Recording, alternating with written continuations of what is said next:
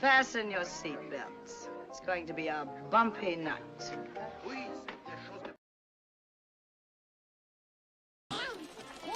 But tell me, Eddie, is that a rabbit in your pocket, or are you just happy to see me? Hello, everybody. Welcome. So, yes. Sorry. So, we are back. It's another Talk Nerdy, and this one is a pre-birthday stream. So, before I say hello to the chat, I want to show a gift I got early for my birthday. Presents. Presents. So, I got, yes, this is 360. So, I mean, obviously, 360s aren't exactly made nowadays, but this is a special one because for those who know that, know what that's alluding to. UNSC, ONI. I don't know what that is. So, I say for those who basically, it's Halo. Explain.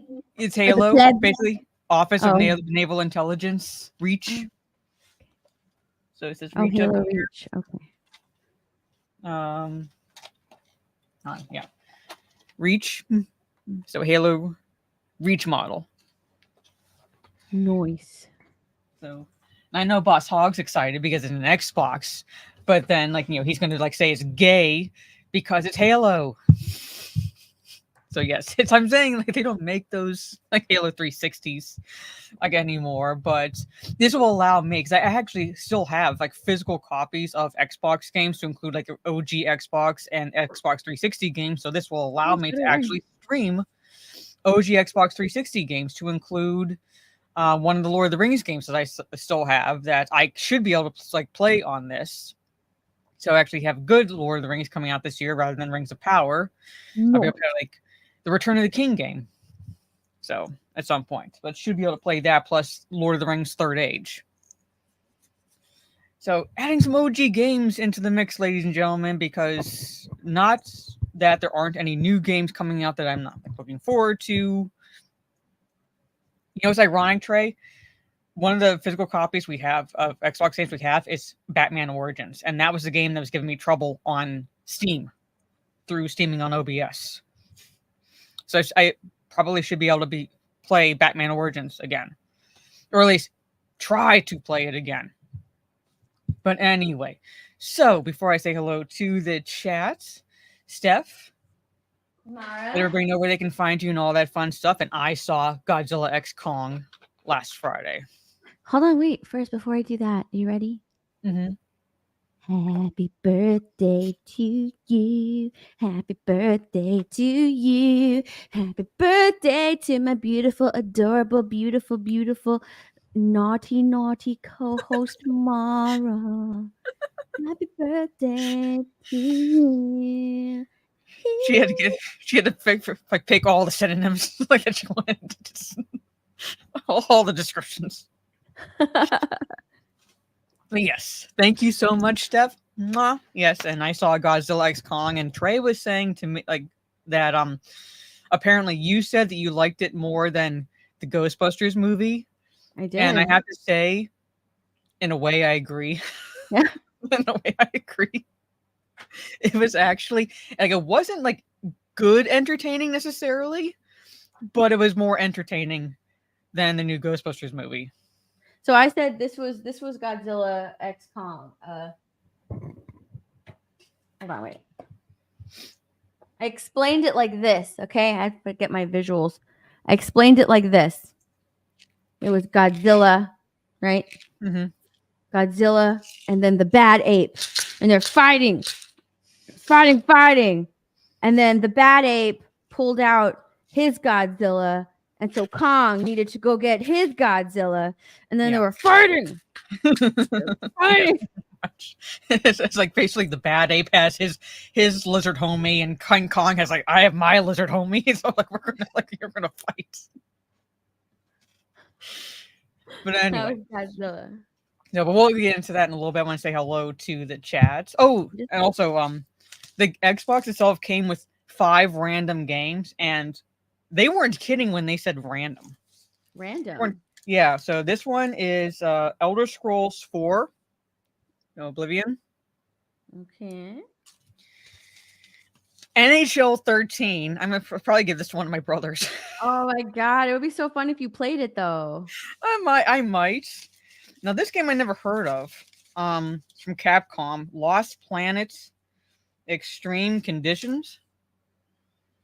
So Like, do you have to like survive extreme? I've never conditions? heard of it. I guess it's like a survival type game. Oh, you should play that one too. Plants versus Zombies Garden Warfare. You should totally play that one. That's I have that one. and Battlefield 4. It's like when they said random, like they weren't kidding. They weren't kidding. But anyway, from the top, I see Trey. What is up? Says, hey, Mara and Steph, happy early birthday, Mara. Thank you so much. I have a little quiz up. I couldn't really find birthday quizzes, but there was a quiz I found that says, what month in the year should your birthday really be on? So I feel like it's kind of interesting.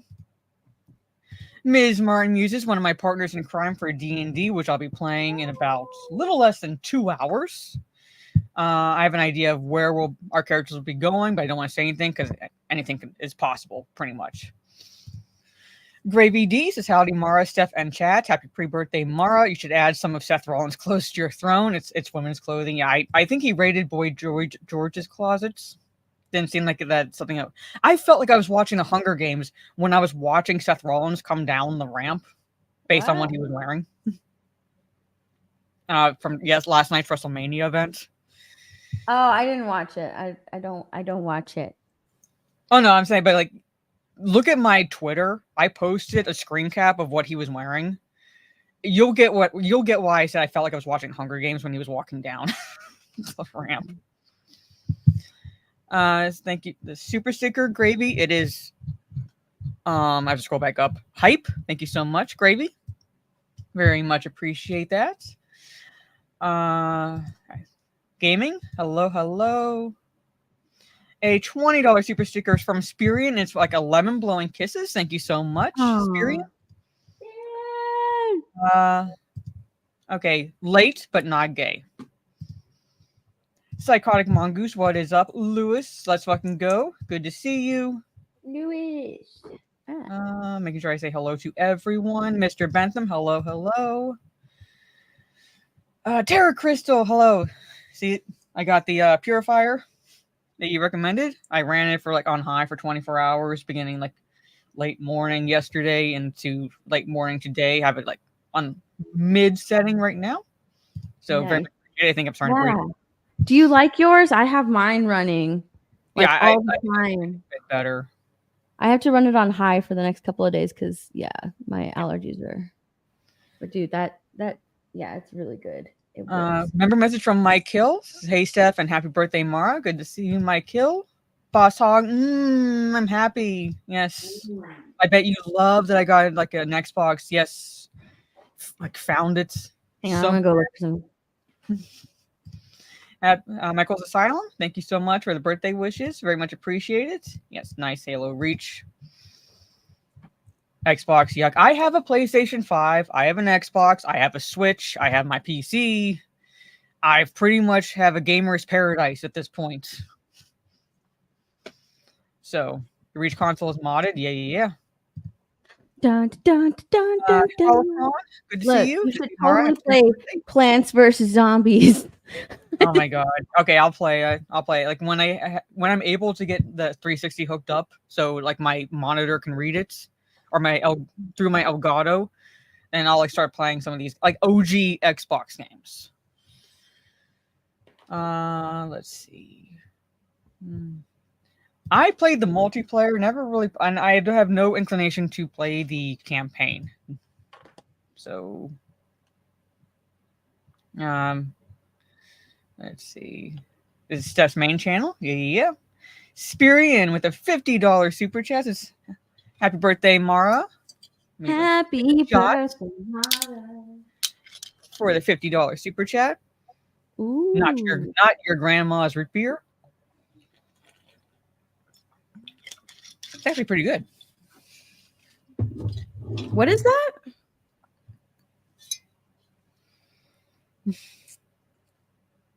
Mick. McGillicuddy's root beer, Dr. McGillicuddy's 21% alcohol by volume. I want that. Oh, I'm gonna go look for it today. Yeah. Not your grandma's root beer. Yeah, What is basically. it though? Well, it's like Dr. McGillicuddy's intense root beer. It's just root beer. It just says intense root beer. Yeah, so basically root beer flavor, but it's alcohol in it. So it's actually really pretty good. What's in it? Is it like whiskey? Is it just this root beer?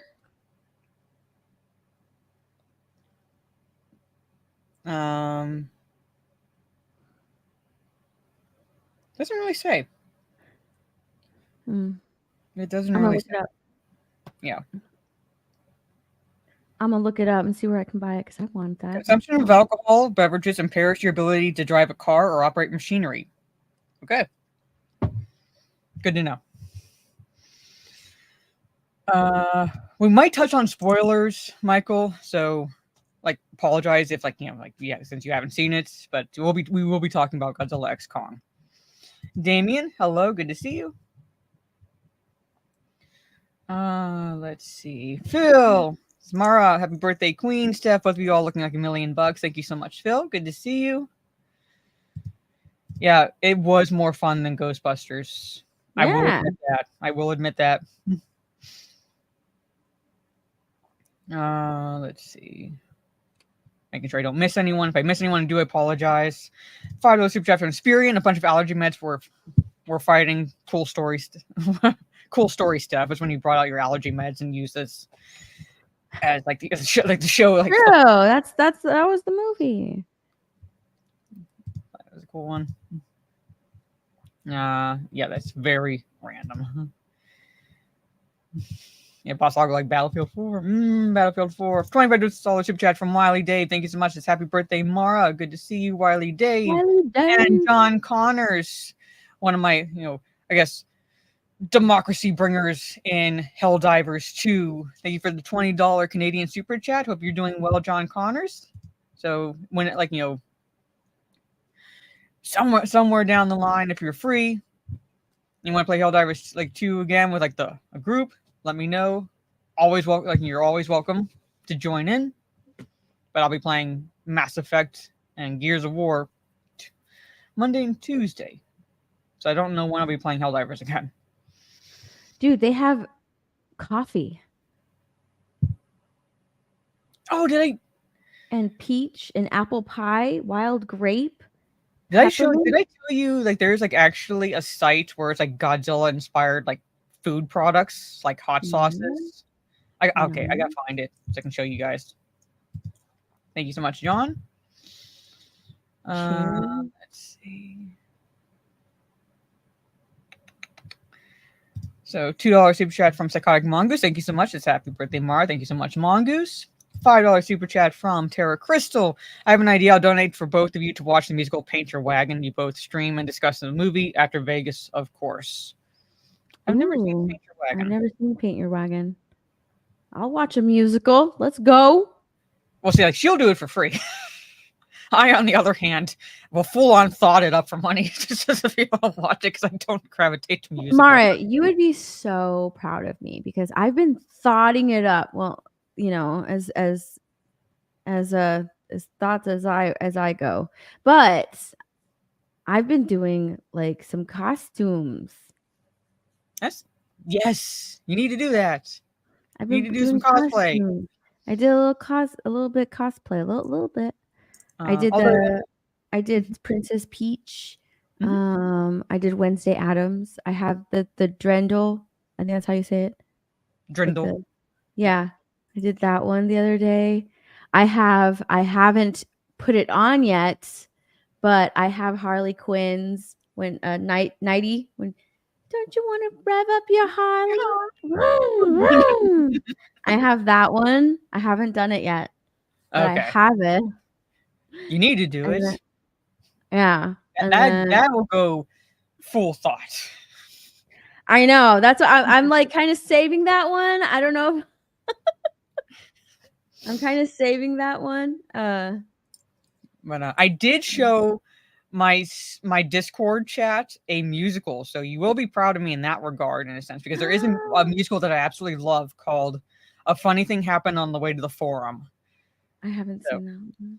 you should see it, because trust me when I say this is a musical that would not be able to be made today. It would not be able to be made today.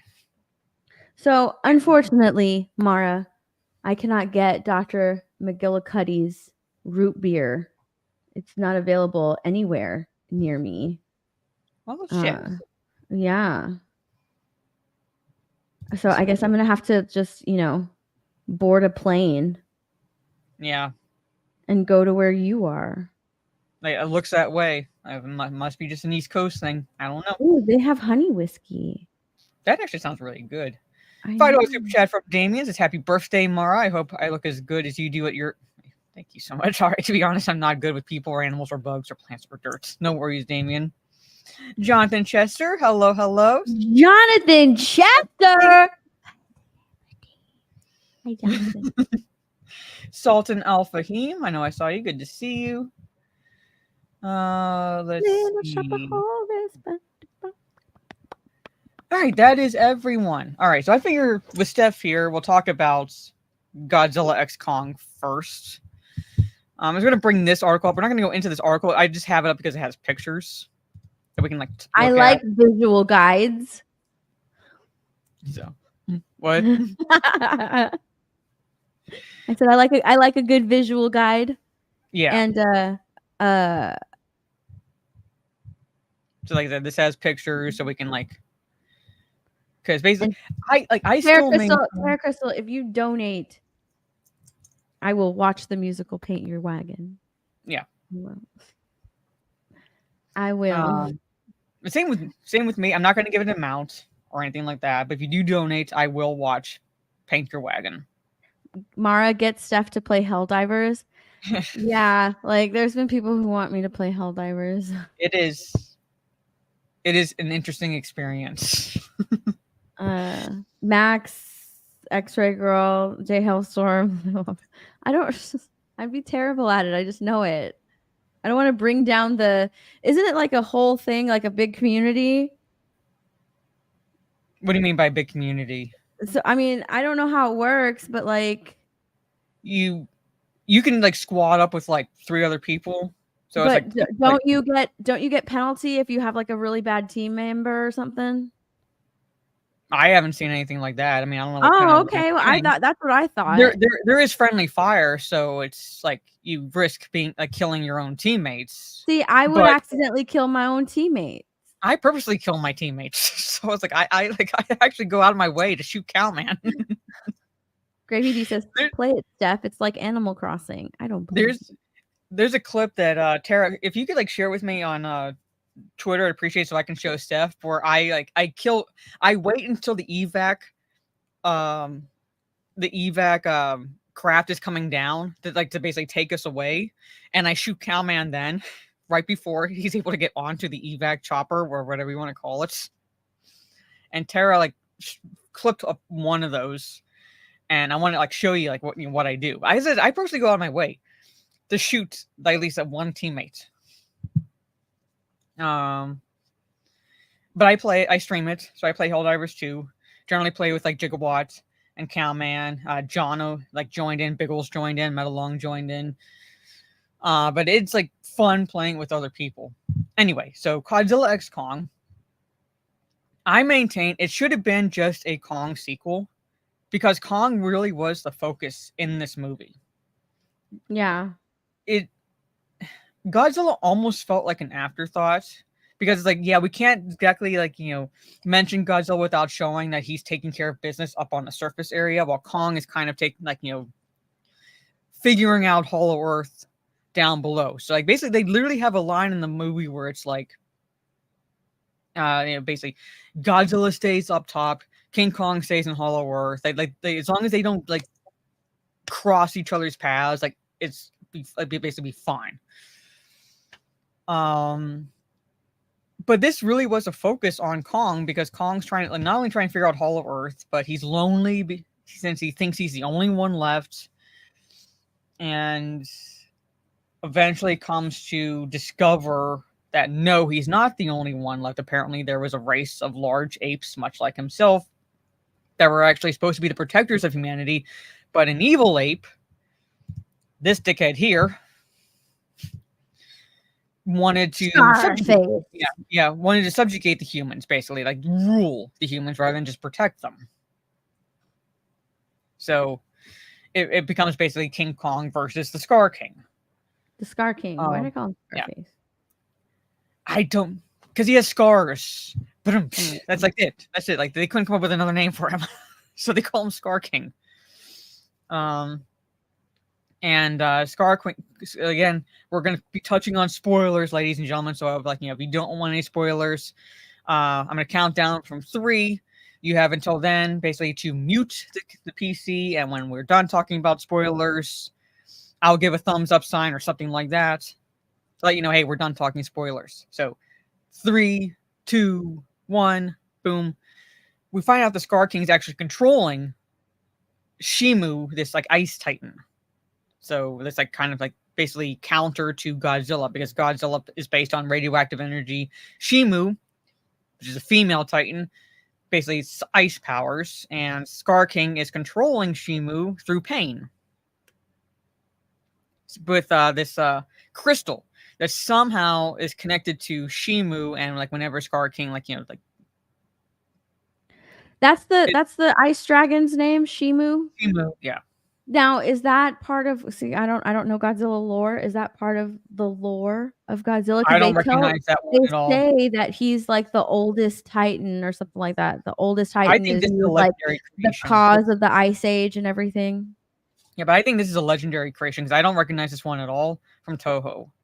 So I think this is like legendary. It's like, because what Legendary will do to stretch out the contract they have with Toho is they'll create their own Titans, so that way they can stretch it out and not have to pay for the use of Toho's creations. So Shimu is a legendary creation. Okay, could he possibly be based off of a Toho creation? Is there an ice dragon? I think semi based on Space Godzilla, because it has similar abilities to Space Godzilla, without it being Space Godzilla. Oh, okay.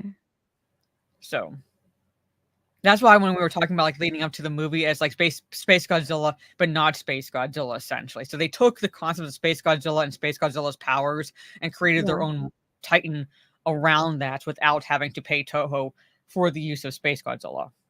Okay. So, but like Shimu is not exactly a villain. So right, he's not a villain. He's controlled by one of his. Is that like a thing from his back? Kind of like Kong made like a scale, an axe out of Godzilla's scale, and that's his scale. Yeah. I think so. They weren't really clear on that. Just that Scar King is somehow able to control Shimu, and that's what like basically. So basically, Shimu itself is not evil. No, and you could see him like fighting back, like, no, I don't want to do it, and then he like he Thank you. does the. I think that's part. I think that's his. I think that's one of his little scales or things, and he's like, do as I say. So he does what he's saying. There's no pictures of Shimu in this, basically. Oh, I'll find one. Hold on. Yeah, but so like that. So that's what we discover. So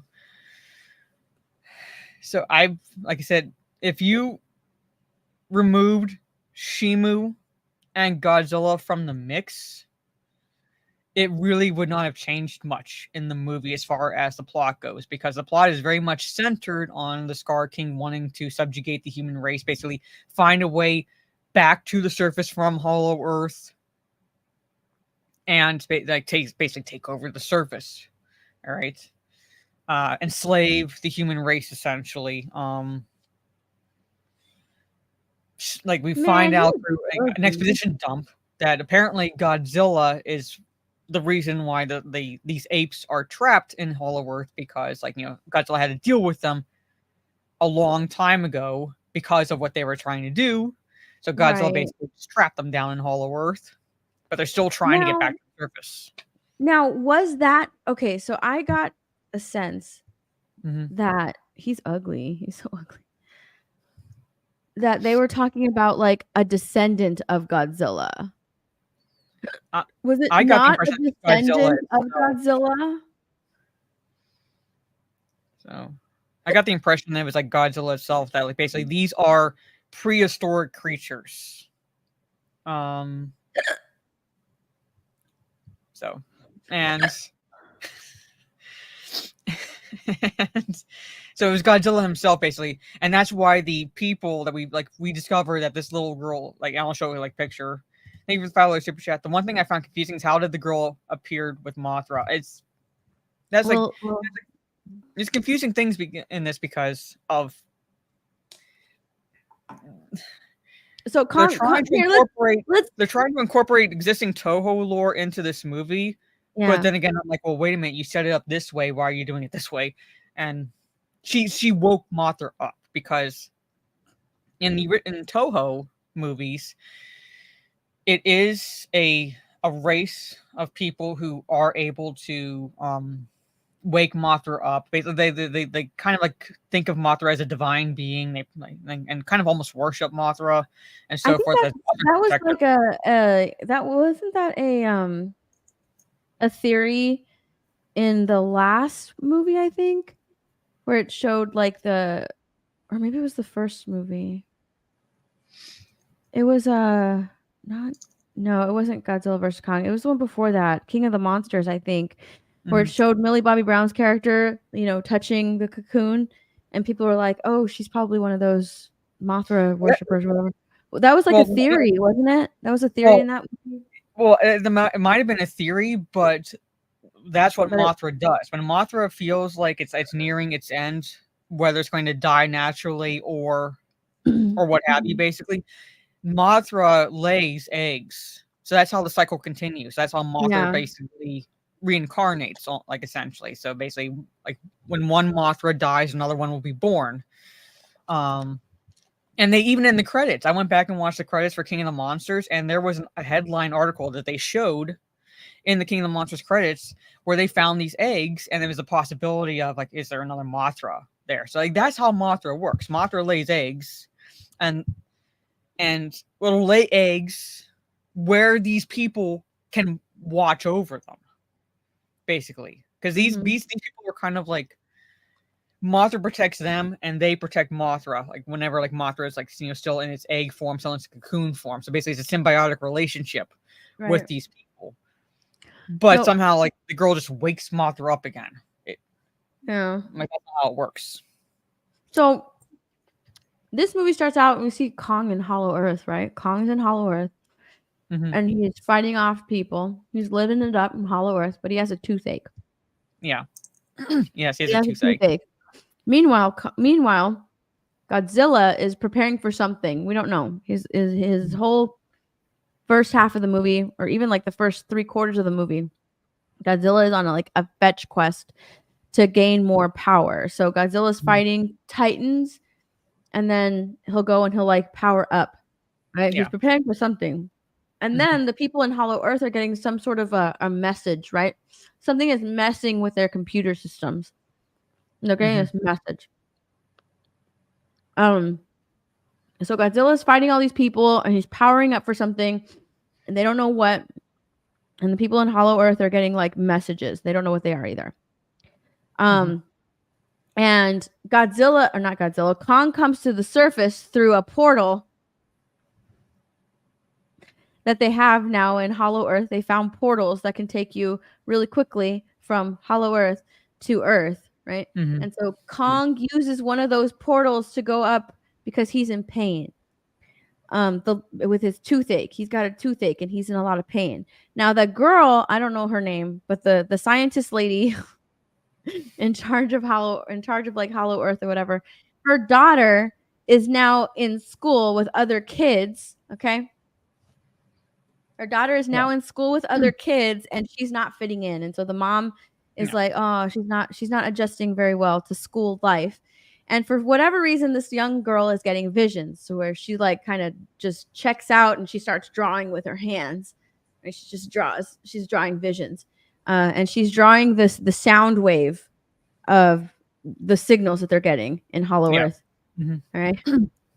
And so she's at the facility. They take her. I guess they take her down to Hollow Earth. I don't know.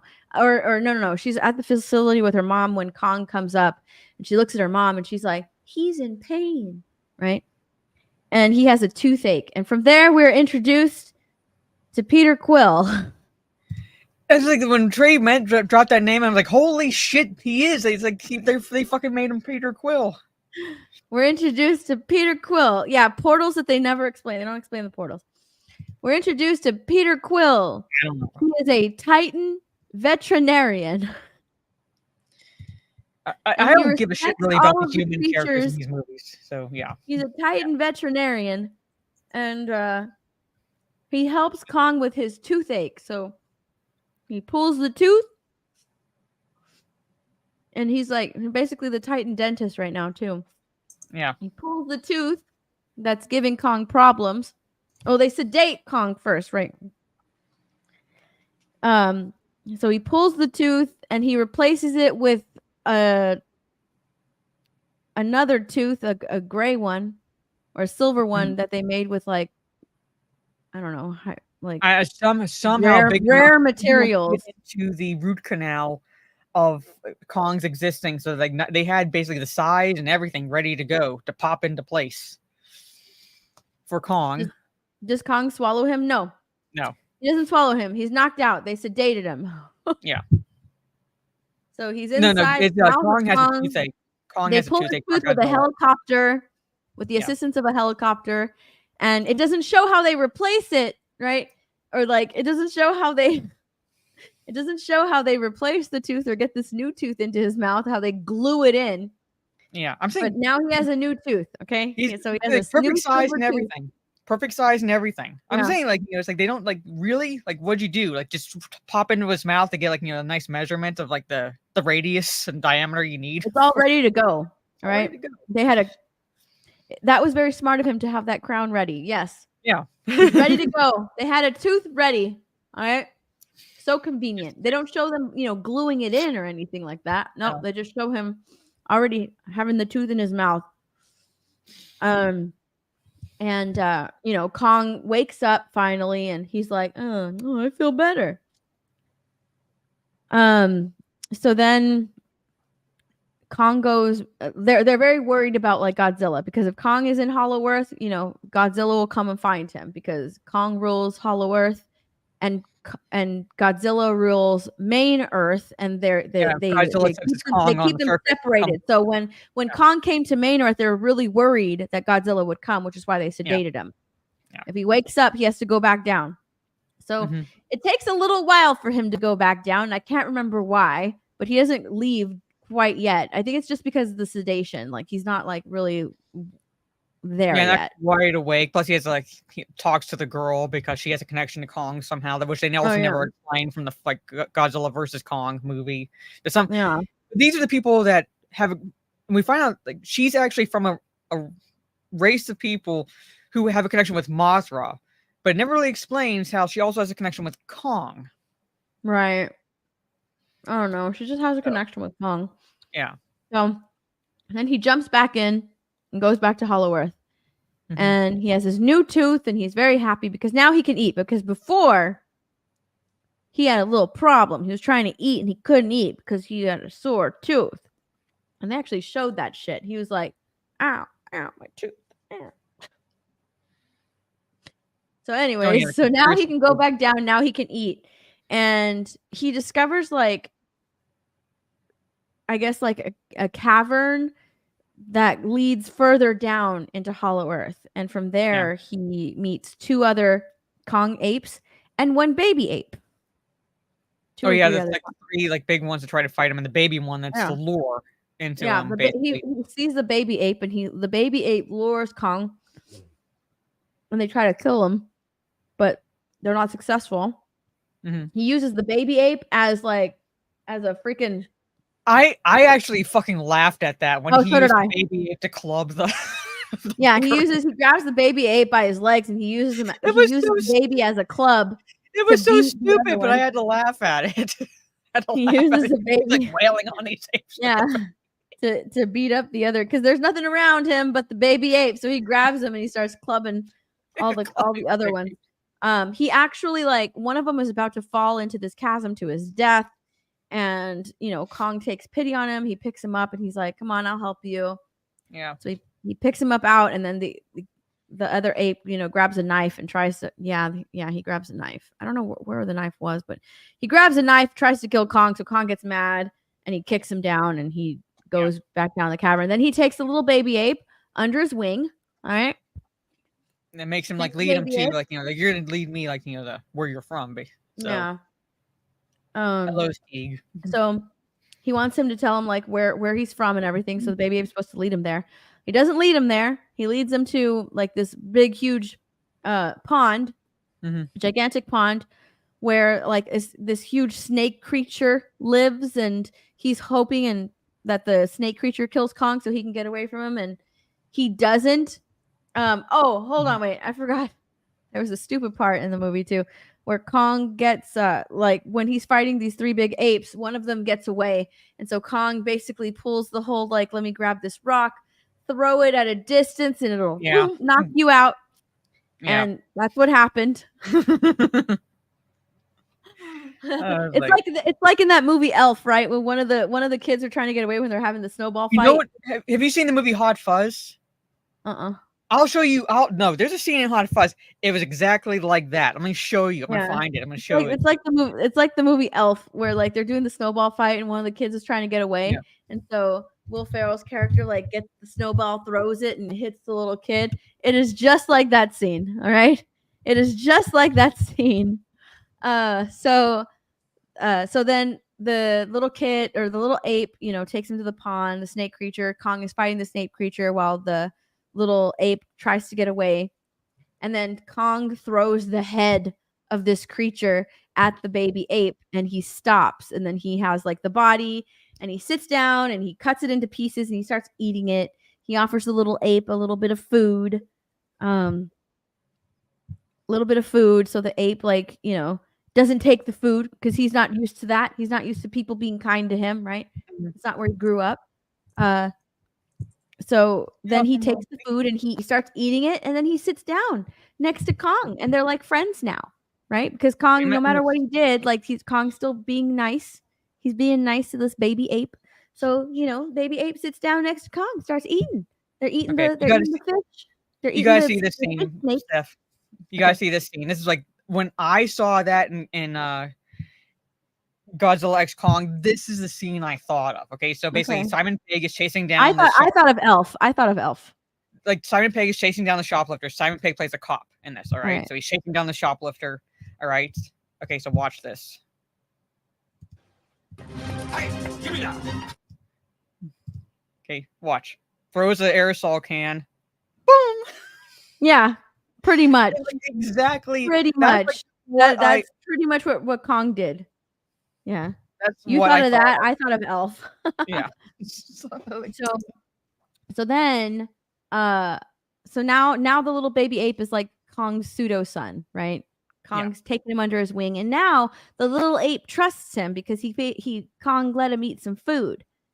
So he takes him to where he's from, and Kong sees that all of these apes are down in this like further down in Hollow Earth in like, I don't know, a hot structure, like there's lava, I think, down there. Yeah, I don't know what. There's lava down there, and they're moving rocks. Why? I don't know. I don't know why they're moving rocks. I don't know what their purpose is. But they're all moving rocks. No clue why. They're just all working down there by moving rocks. Who knows why they're moving these rocks? But they're all down there moving rocks, and then. One of them falls because they're working them to the bones and they're not feeding the apes, right? They're all exhausted. So he collapses from exhaustion. And one of the apes that's in charge, tells him like, get up. Well, he doesn't say that, but he implies it because they don't speak English. So he's telling him to get up. He's whipping this ape, and Kong comes to his aid, right? He's like, no, stop it. Don't do that. How bad of you. He punches. He gives this ape a one punch, and he falls to the ground, kind of like in what's that movie called? the Mike Tyson part, doo-doo, doo-doo, doo-doo, and he punches that guy from The Hangover. Oh Remember? yeah, The Hangover. Yeah. Doo-doo, doo-doo, doo-doo, and then he punches him and he falls to the ground. Well, that's this scene right here. Okay, that's this scene, right? Kong just boom, and then you see him fall to the ground like that, and then he puts out his little hand. The other ape takes his hand and he sits up. And then it gets reported to the Scar King, like, oh, we have a new ape. Look, he's challenging. There's a new ape challenging. So then the Scar King comes down and he sees Kong's tooth that the humans gave him and he laughs at it. He points and laughs and everybody around him laughs at it like, look at this weirdo with this weird ape with this weird tooth. So then Kong challenges him. They get into a fight, which I'm sorry. I think that Kong should have easily won that fight. All right. All of these apes have been down here for God knows how long. They all look emaciated, with the Scar King included, right? Yeah. They're all emaciated. They're all exhausted. The Scar King just sits down in his throne while everybody does work. And I think that, Kong has been up there. He's been up in Hollow Earth, eaten, fighting all these creatures. Why couldn't he have fought the Scar King and won just like right then and there? Yeah. At the very least, he should have been able to like hold his own for a lot longer than he did. Because, I know he hasn't been eating because of his tooth, but that's like relatively recently, pretty much. So it's like he had strength over the other apes. Yeah, and he totally had strength over the other apes. What also got me was that Shimu was there. Kong fought Godzilla, right? Yeah. Like he should have easily taken out this Scar King, but for whatever reason they make it seem like the Scar King is like super somehow OP and able to just take out Kong. I don't know why, whatever. But then Kong then the Scar King brings out this guy, this dude, right? Because Kong gets the upper hand, and so he needs the assistance of this guy right here. So Kong sees this guy, and he's like, whoa, he's got his axe. He tries to, and he has his axe too. Seriously, he has his axe. Like, how is he not able to take out the Scar King? But whatever. So he has his axe, and then the axe gets tossed to the ground by this dude's cold breath. And then Kong puts his arm up or something, and this dude like gives it, he hits Kong's arm, and now his arm has like frostbite. Well, Shimu was there, and Shimu blasted Kong's arm. Yeah, he blasts Kong's arm and freezes it. Shimu's supposed to be a she. So Shimu's supposed to be a she, from what I know. So. Okay, well, she blasts Kong's arm, and I don't want to misgender a lizard. And then I really don't care, but basically Kong has frostbite, and he's about to get dead. And his little pseudo son, right, the little ape, is like, "Hey, come hide over here." Yeah. Oh, I forgot the incident that makes Kong fight the Scar King. So the ape that he helped up, I think, is like this little baby ape's real dad or something, because he comes to his side. And then the Scar King was ready to like hurt the little ape. The Scar King was like ready to. Bigger ape like steps in between to stop him. Yeah, to stop them, and so that's like his real dad. Mm-hmm. And then the Scar King pushes his real dad in the lava and kills him, and the baby ape is like, "No, my dad!" And so that's what make Kong kill or try to challenge and battle the Scar King. Mm-hmm. And so Kong, Kong is almost defeated. And then the baby ape is like, over here, escape through here. And it's like this tunnel. So Kong escapes, and now they're trying to chase him. And for whatever reason,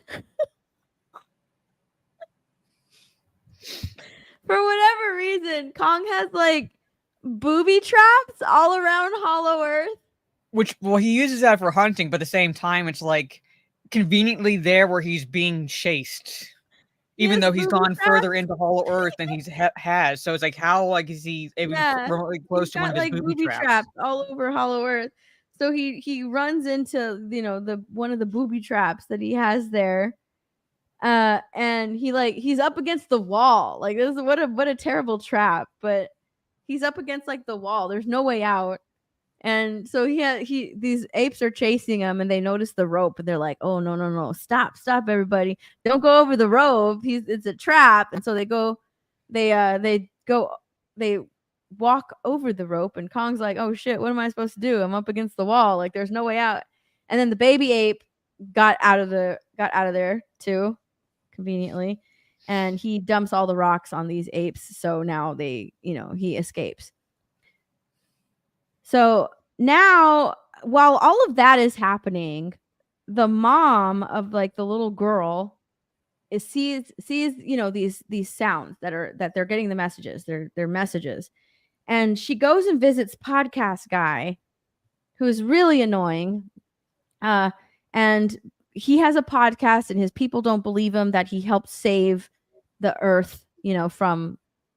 I'm sorry, dude. You were just there. You didn't help save any shit. Yeah. You were just there. He's like, I think he's like written a book. Message out. That was your big contribution. You got the message out about Godzilla. That was your contribution. I know. Yeah, I think he wrote a book too, or something like that. So the mom, for whatever reason, goes to him for help. Yeah. I don't know why she goes to him, but she goes to him for help. And he was like, I'll help you on one condition. I want to go see Hollow Earth. Like, I want to go down there and I want to film it, so that way people know that, I did all this stuff, and, I was there and I played a part, because people were calling me a liar. So he's basically getting trolled online by a bunch of people who don't believe him. When I did that, I was like, are you serious? Yeah. They use the word trolls. Like, he has a bunch of trolls online. He wants to prove the trolls wrong. He wants to prove that to them that, yes, I actually did all the things that I said I did. So she goes to him for help. He helps her and tells her, like, oh, hey, this is actually like a signal. Someone is sending a signal. And she's like, from Hollow Earth? Like, who would be sending a signal?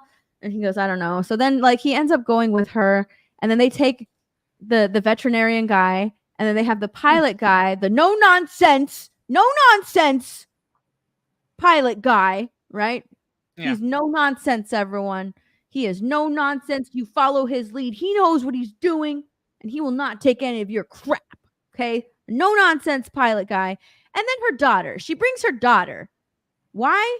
I don't know. I can't remember why exactly she needed to bring her daughter. But the girl said, "Were you?" Because the girl turned her words back on her. It's like, you said, "Wherever I am, or wherever I am, you are," something like that. Okay. Like that, like shit like that. And like, like, really, you're gonna use my words against me? I'm like, that's where you be a parent. I'm like, that's not what that means. You stay here. Yeah, you stay here.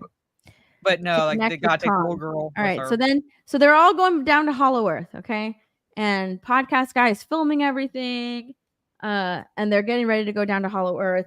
They have the whole ride down to Hollow Earth scene where podcast guy is like, because it's going really fast, and he ends up passing out, and then he ends up waking up, and are you okay? I'm doing good. They have that whole scene, which is stupid.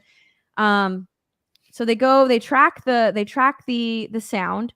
They're tracking the sound, and they're going into areas of Hollow Earth that they haven't explored yet, because it's an unknown explored Hollow Earth. They haven't explored every aspect of Hollow Earth yet. So they're going to this unknown spot. The pilot guy, no. The veterinarian guy there's mosquitoes out there, like huge mosquitoes, and he lets the mosquito eat him, because the mosquito needs it more than he does. It needs his blood more than he does. The only ones that like suck the blood because they need it for the eggs. So it's like, the female needs it for the egg. So he's letting it suck. You know what I thought of when he did that? Hold on, wait. Let me look up his name. Hold on. During that, I swear to God,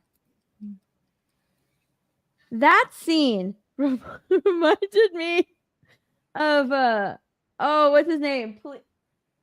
It reminded me of Pleakley from Lilo and Stitch. Because he thinks that like mosquitoes are an endangered species. And he's like, look, a mosquito has chosen me for his prey. And he like lets him bite it. Oh, it's suckling at my arm. Oh, and now he's like that's. I would have laughed so hard if something like that had happened. That is what I thought of when I was like, really? And now I was wondering if like more mosquitoes are gonna come on him, because that scene just popped into my head. Look, thank you, Mr. He's nuzzling at my hand with his nose. Like that's what I thought. Oh my gosh. So he lets them. He's so good. You know, you see all these other people. They're slapping the mosquitoes. It's gross. Like get off.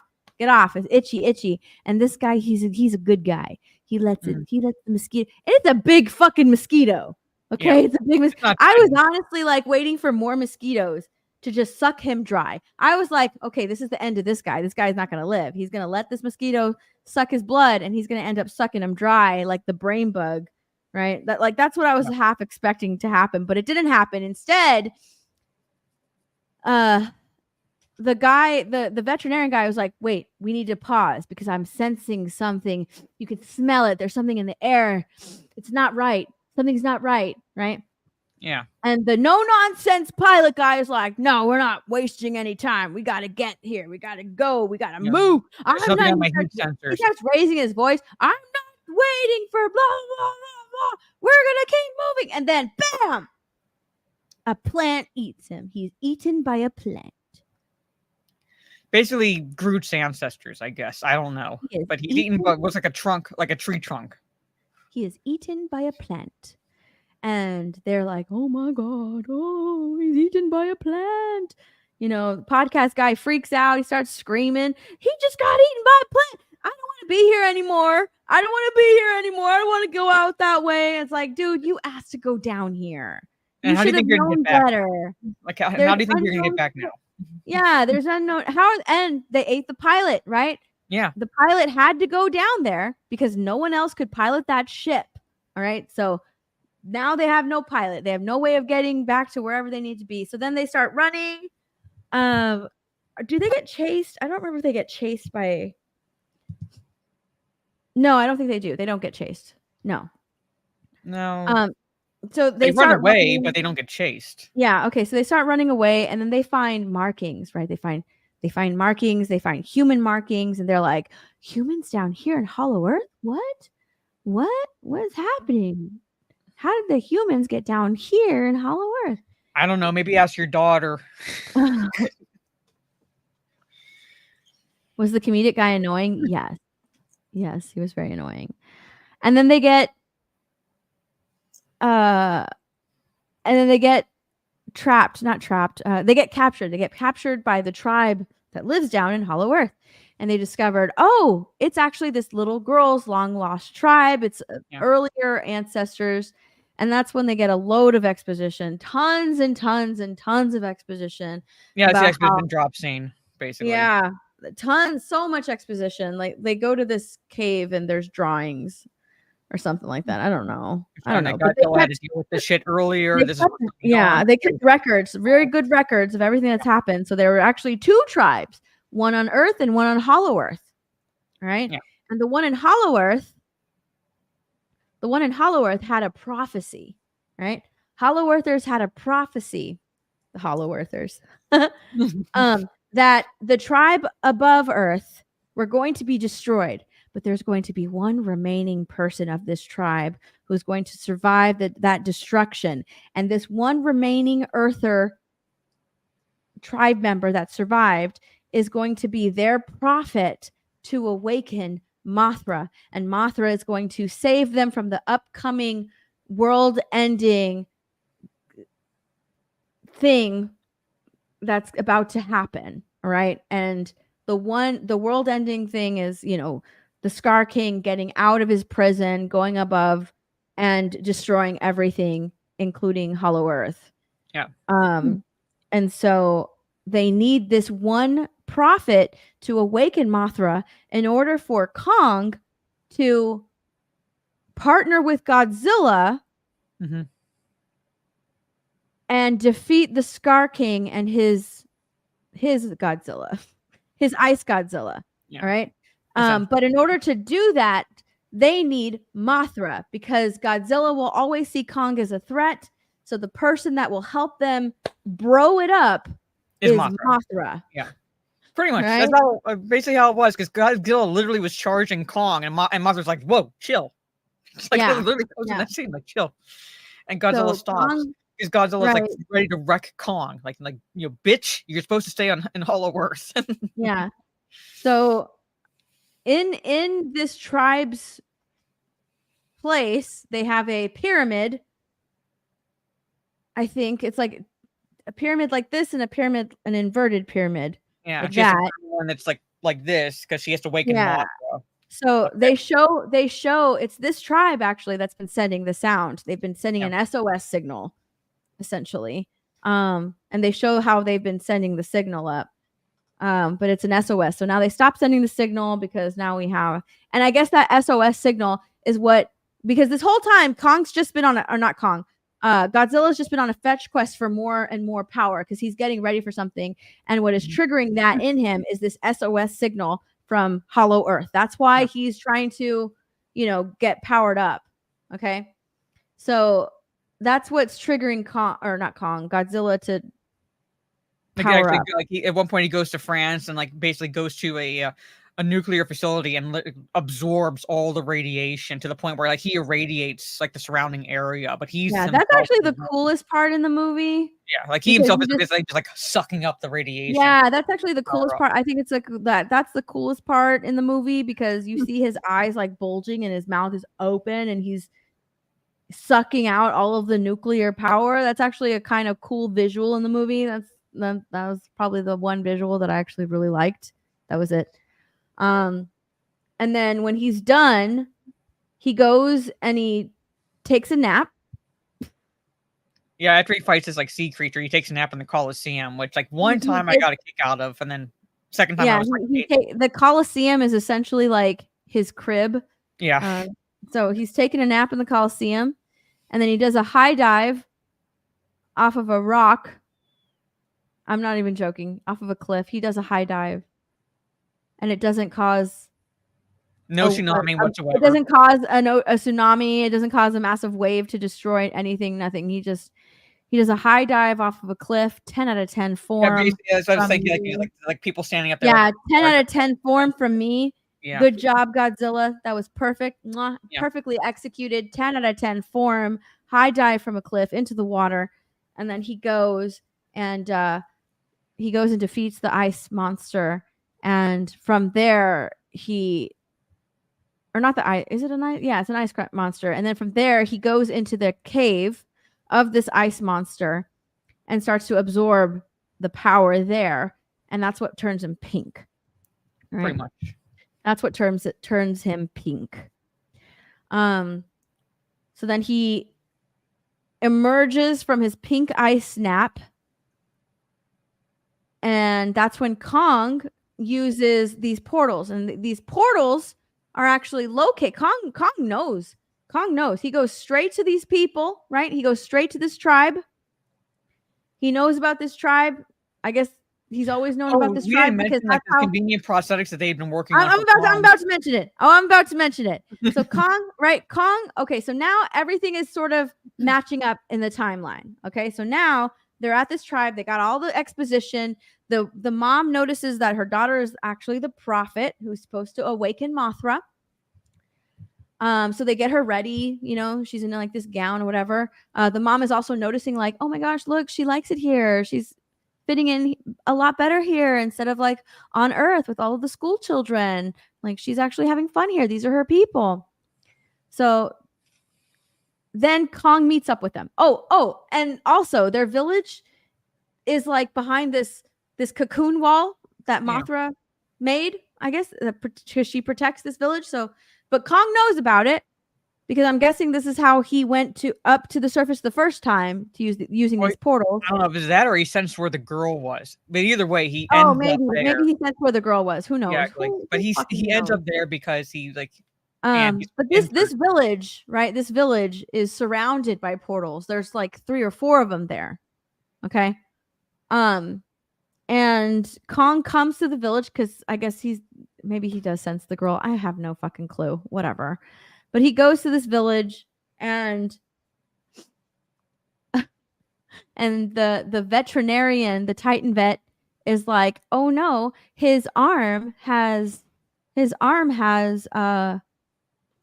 frostbite damage. It's useless.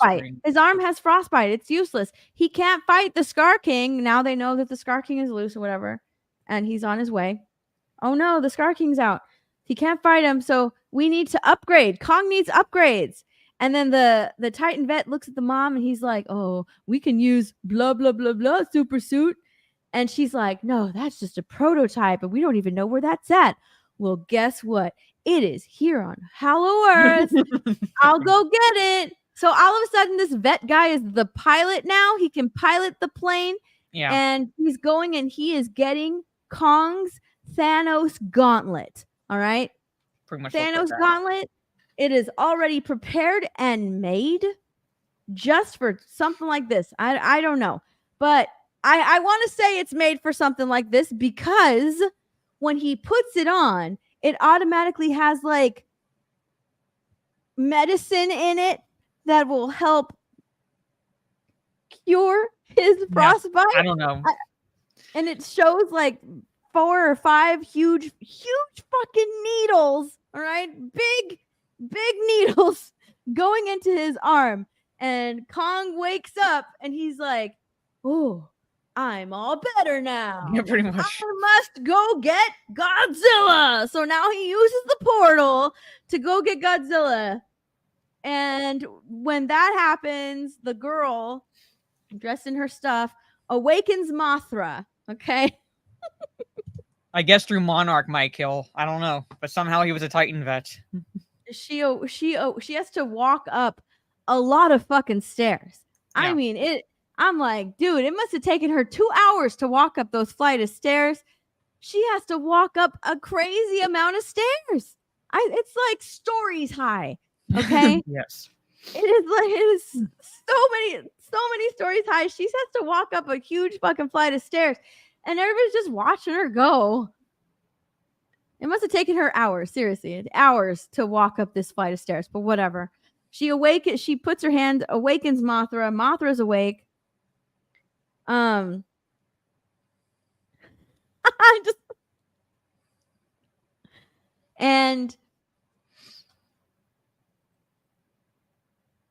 she somehow goes with Mothra to the surface world, to Earth, and Godzilla and Kong are fighting. Now, Godzilla, I think Kong punches Godzilla with his new gauntlet and knocks out Godzilla, and you can see like Godzilla getting dragged a little bit because Kong grabbed his tail and he's just running, or not running. He's walking with Godzilla like, come on, bitch, you're coming back to help me fight whether you want to or not. All right. I am taking you back to Hollow Earth without your consent. And Godzilla wakes up, looks at Kong, and that's when you get like that shot of the movie where Godzilla like powers up and then he shoots fire at Kong, and this time it's pink fire. And Kong sees this. He runs away, right? He runs away and he does a forward roll. Fucking all-star John McClane action hero, okay? Like that's who Kong is inspired Ready for by. a superhero landing, pretty much. He does a forward roll, like getting out of the way of the guns. And then Mothra comes, right? Godzilla steps on Kong. He's about to shoot him, and then Mothra comes and stops the fight. Stop.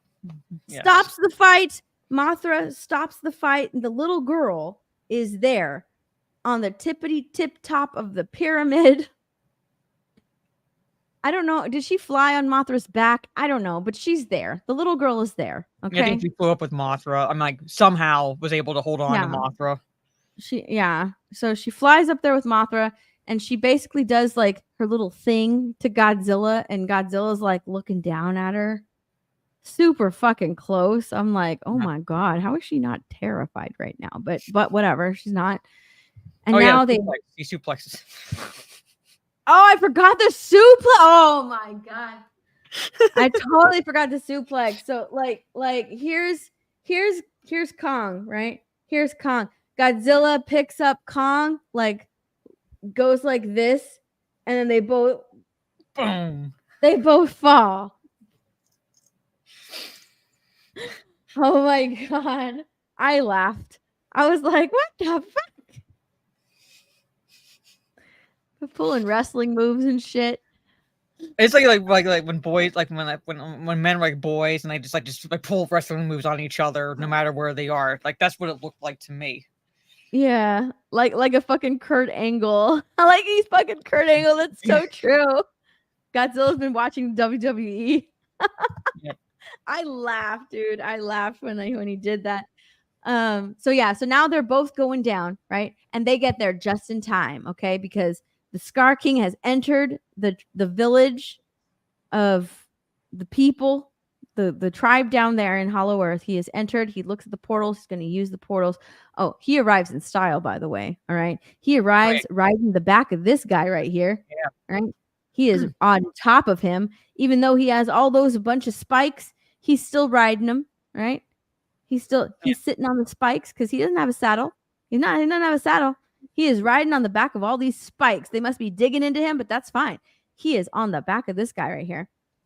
So then, the Scar King is about to use the portals to get out. But then you see something shoot through one of the portals. Hits the ground. The superhero landing. And yeah, superhero. And that's when you get the running Kong scene. Or I'm sorry, the running Godzilla scene. Godzilla should not be able to run. That's when you get the running Godzilla scene. They jump out of the crater that they just made in the ground, and they start running. They start running towards each other, and then the Scar King starts running towards them, and then they jump into the air. Godzilla jumps on Kong jumps on Godzilla's back and uses it as leverage to hoist himself in the air. So Scar King goes for Kong, Shimu goes for Godzilla. It's like the ultimate tag team match, ladies and gentlemen. It went like this. It went like this. Like, hold on. Yeah, but there was no 10 miles there. It went like this. There's no 10 miles there. It's like he shouldn't be able to pick up that pace quickly. Yeah, it went like this in slow motion, just like that. So seriously, I sent Mara a picture of them like this in the air. She was like, "Good God, what the fuck?" But I'm saying, it's like that short distance, he would not have been able to pick up that pace quickly enough to get to that point because of his size and girth and everything. He should not have been able to just charge it like that. That's what he did. Like he would have had to slowly. So they were about to. So they were about to, right? They were about to, but the tribe helps them. Okay, so there's the pyramids like this, right? They're inverted, and they close them up. They close up the pyramids, and that creates like this anti-gravity effect. And Mothra's like cocooning all the apes, just shooting up like that. Yeah, Mothra's cocooning all the apes. It creates like this anti-gravity effect. So now they're headed towards each other, but anti-gravity. So now they went like they pushed apart, and they're all floating. Right, all of these great creatures. Godzilla's floating. Kong is floating. They're all floating in the air. And now we have a floating battle. So now they're trying to kill space battle. Literally, it's a space battle in Hollow Earth because it's it's low gravity, and they're just no gravity. So now they're fighting midair. All right, they're fighting midair. They're trying to take each other out in the air. Doesn't last a long time because eventually what goes up must come down. So. And then the pilot guy, the vet, well, now he's the pilot. Okay, the pilot vet comes and he gets everybody in the plane or whatever that crap is called. Whatever that is. And they fly. No. Before he does that, he also has another super crazy idea, right? Super crazy idea because they're going to need help. There's too many apes. They're going to need help. So he has a super crazy idea. So he leaves. He leaves on the chopper. On the chop, is it a chopper? I don't know. I don't know whatever the craft is. He leaves and he brings these pterosaur creatures into the mix because he's able to camouflage. The crab is able to camouflage to the pattern of these creatures. Yeah, so he comes back. He comes back camouflaged as these creatures, and he brings all of these pterodactyl horny males after like he's a female. And he brings these horny. He brings these creatures into the cavern, and they help. I don't know how they're helping or why they're helping. Cause craziness or something like that because they don't attack the apes. They're just flying around and causes mayhem. They're just flying around. They're like getting in the way. So they're all flying around with him as the leader, and then he lands, and they don't land, but whatever. He lands, he gets people in the chopper, and they take off. I don't remember why they got in there. I don't know why. I don't remember why exactly. I don't know, because Kong and Godzilla and Scar King and Shimu end up falling through a portal and end up on the surface. Yeah. So, but the humans stayed down in Hollow Earth. Like the human characters that we follow. So it's not like they got in the craft to follow Kong and Godzilla up to the surface. They just stayed. They stay down there. So I don't know why they're in the craft, but they're in the craft. So yeah, so then they get sucked into the portal. So now they're above ground and they're fighting. I don't know where they're at. They're in the United States though. They're in Brazil. They're in Brazil? I think they're in Brazil. Okay. Yeah. Never mind. They're in Brazil. So now they're in Brazil by the beach, and the big battle happens, and millions of people are fucking dying. Okay, millions of people are. I don't means jack shit in these movies because it's like yeah. you know, I'm talking. I don't even know how many people died in this movie.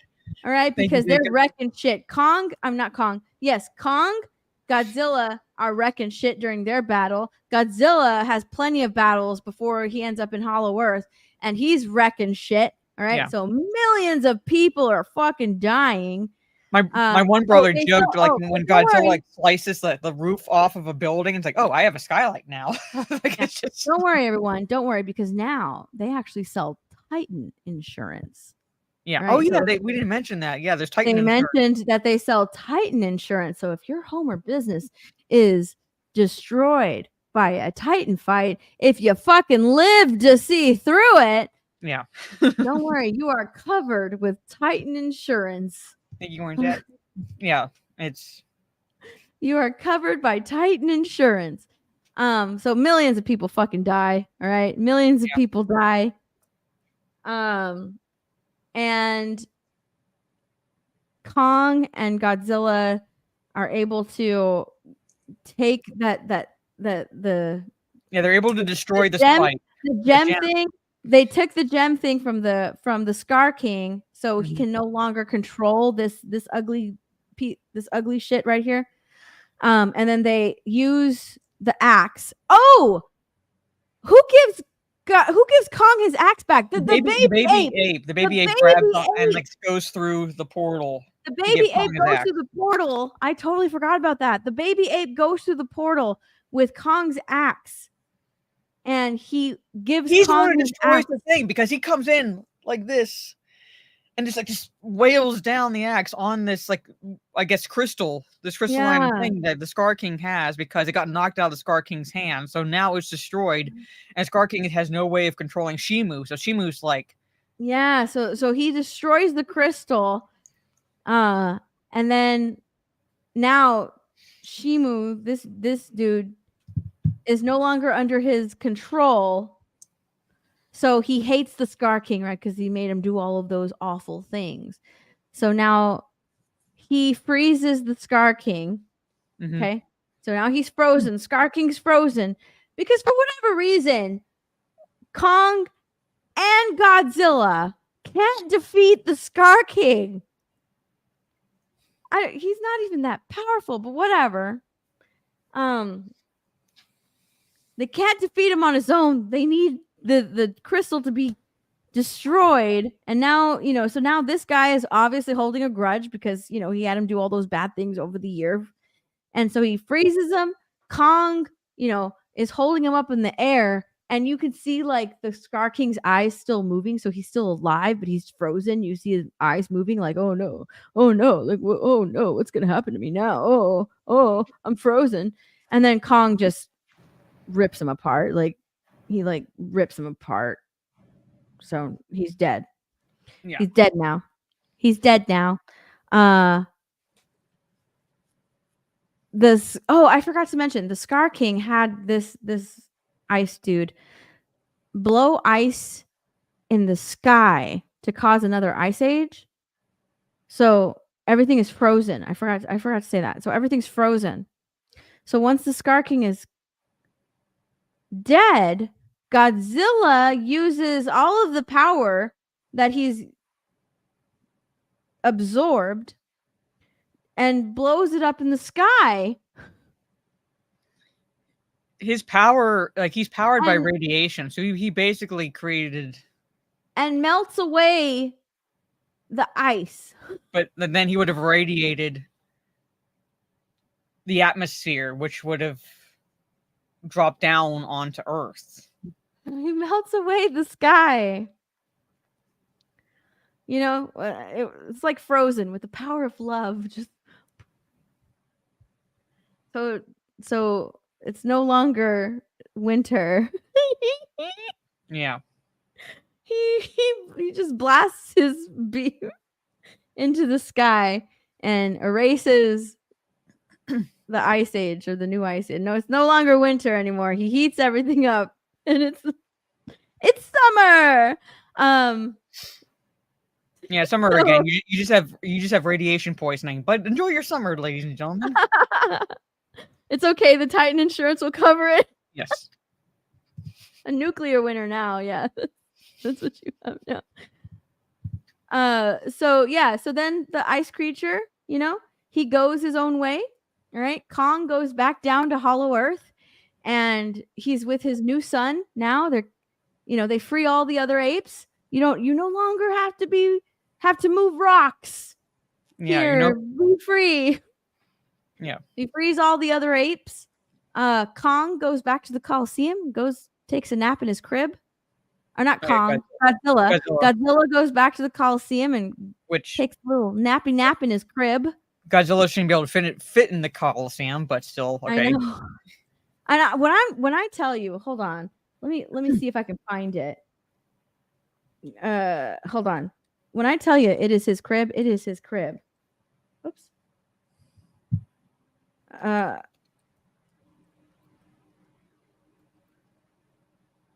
Let me see if I can find a picture of it because right here.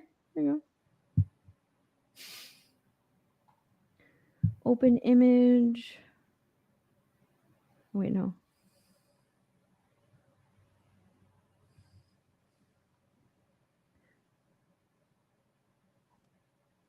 There you go. He's asleep.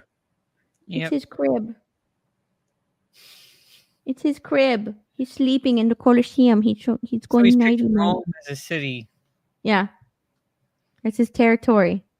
He's sleeping in the Coliseum. He's sweeping, everybody. He's sweeping. Don't wake him up because he's in his crib. Yeah. So he goes back to bed.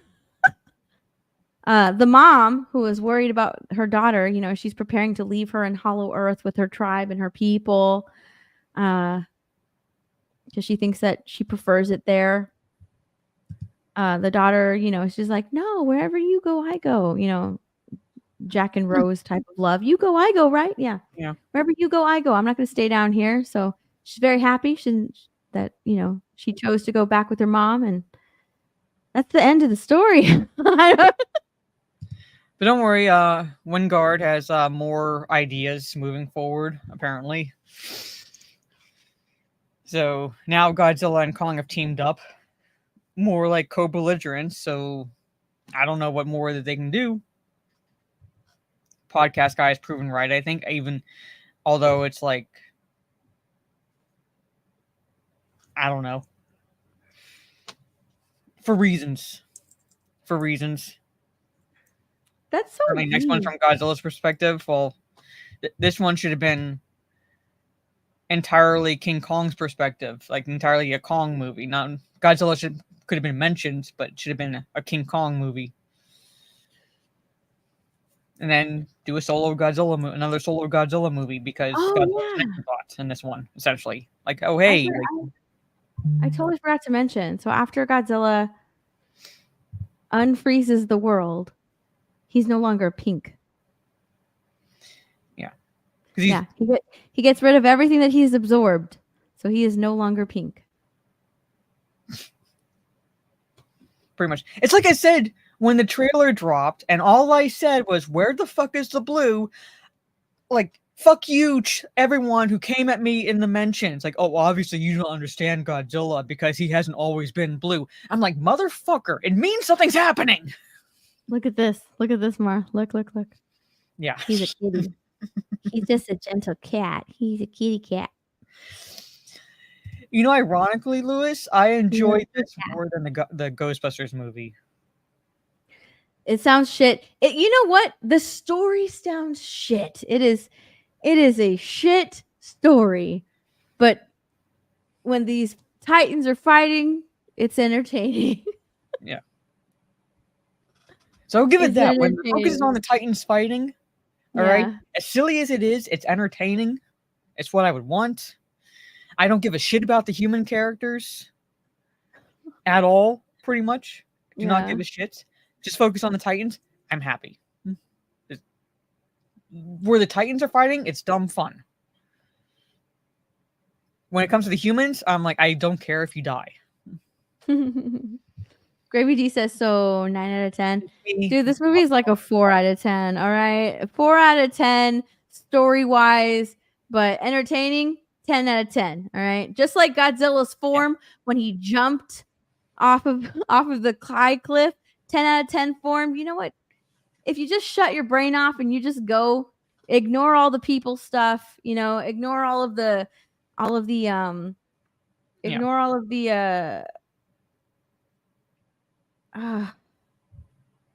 just ignore the human shit and focus on ignore all the human shit and ignore all the conveniences. If you just go to watch like two monsters fighting, it's entertaining in that aspect. I would watch it again before I would watch the new Ghostbusters movie again. I'm not saying I'd go out of my way to watch it again, but if it's on TV, yeah, I would watch it again. Because like I said, when it's the Titans fighting, when it's Godzilla and Kong fighting, when it's like Kong versus the Scar King, Godzilla versus Shima, like when it's the actual Titans fighting, it's entertaining. When like the humans are on screen, I'm like, Godzilla could step on you for all I care. It doesn't matter to me. Yeah, the human stuff isn't very good. It literally is that. I'm literally Ivan Drago from Rocky, from the Rocky movies, pretty much. If you die, you die. That's like where I am. He dies. Like I don't care. That's Godzilla. Maldi, what's up? He wants to know whose birthday. It's Mara's birthday. Coming up on Wednesday. It's a pre-birthday stream. Yeah, this movie is so silly. It is so silly, but it's entertaining. There's nothing woke in it. Like it's just pure entertainment. Just a monster movie. It's literal fine. Dumb fun. Yeah, it is dumb fun. 100% dumb fun. You want to turn your brain off for a couple hours, and you want to get out of the house. Godzilla X Kong. Yeah. Mara, have you seen Monkey Man? No, I did share. I have really no intention to anytime soon because I shared that quote tweeted the interview that Dev Patel gave about the trans shit, and I'm like, well, that's money saved for me. So I saw Monkey Man last night. So if he wants to pay homage to Destroyer, I don't know about that. But what did you think of Monkey Man? I have not seen that.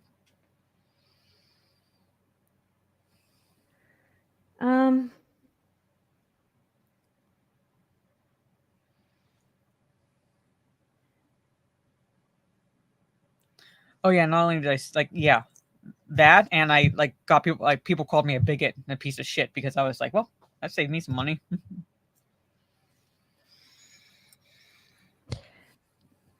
So hold on, let me find the article that you tweeted out. It was more of a clip, but it might have been part of an article.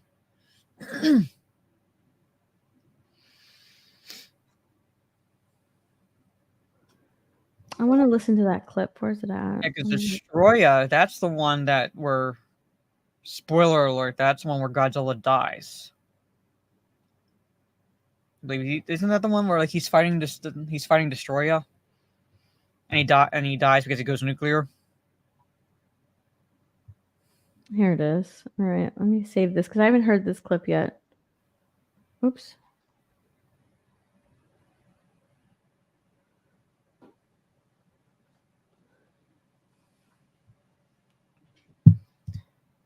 Yeah. All right. Dave Patel on the trans representation in Monkey Man and including the what is that word? Hijra community in this film. Hijra, which is like This is someone shares it's like less than 10,000 actually, like because like it's basically part of the trans community. In this okay. sense. No, they never This, explained it right. this is an anthem for the underdog, the voiceless, the marginalized. Let's hear what he has to say. And talk about trans representation in the movie. Not what I was expecting to see. It was so gorgeous. They become your army. Yeah, I mean, for me, I think, this is an anthem for the underdog, the voiceless, the marginalized.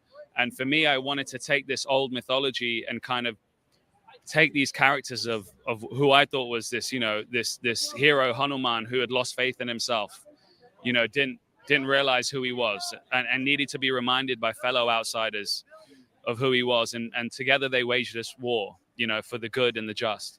And for me, I just really wanted to include the Hijra community, the third gender in India.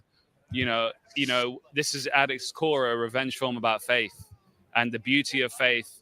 And, faith, we should be fighting for each other, not against each other. That's what it should do at its best. Doesn't he kill people in this movie? For me, huh? But doesn't he kill people in this movie? He says like we should be fighting for each other, not against each other. But you literally kill people in this movie. Yeah. I'll tell you about it. It's become rigid over time. And you look at the old, carvings in these temples in India and like the freedom, the sexuality, all of it, the philosophy was so ahead of its time. So I wanted to try and dive into that sort of and make that sort of the lore of the film. But I think we have Reva here as well, who we found on the internet in Indonesia. It's her first acting role. They're amazing. Yeah. And talk about trans representation. So I went and saw this film. Mm-hmm. There were like it's a political film, right? Because what's happening in this film is like they're about to re-elect like a president or whatever, and this slimy guru has made his way up to the top, and he's like immersed a lot of disciples, right?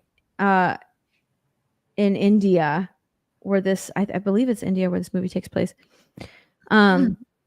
And they've sort of like there were like snippets of like news snippets showing certain groups being forced not into hiding, but they're like kind of shunned, right? And this community that he is talking about, like these people, gay and trans people, they're one of the groups that are like shunned.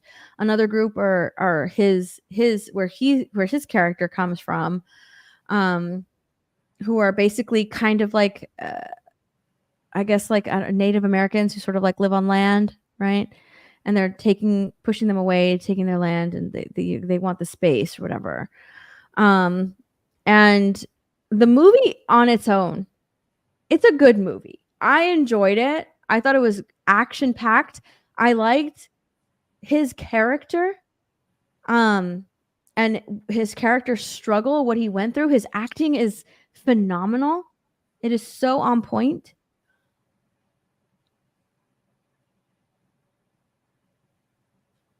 The struggle that he goes through is really good too in the movie. Now, when they're talking about like, oh my gosh, trans representation, blah, blah, blah, there is a trans actor in this film. The way he makes it sound like they become like this trans army and he leads them. No, that's not really how it goes in the film. There's a trans actor in the film who helps him survive because he gets like really horribly injured and he should have died. And like the police are looking for him. He's being hunted down, but they won't search this place that they live, right? Because people don't go around them. They're essentially shunned by society. So the police won't go in there to search. So that's where he's hiding. He's hiding there, and they heal him. They like fix him up, and they essentially he wakes up and the character tells him about, you know, the god that is in this temple that they worship, and you know, he basically like gives him like this faith talk.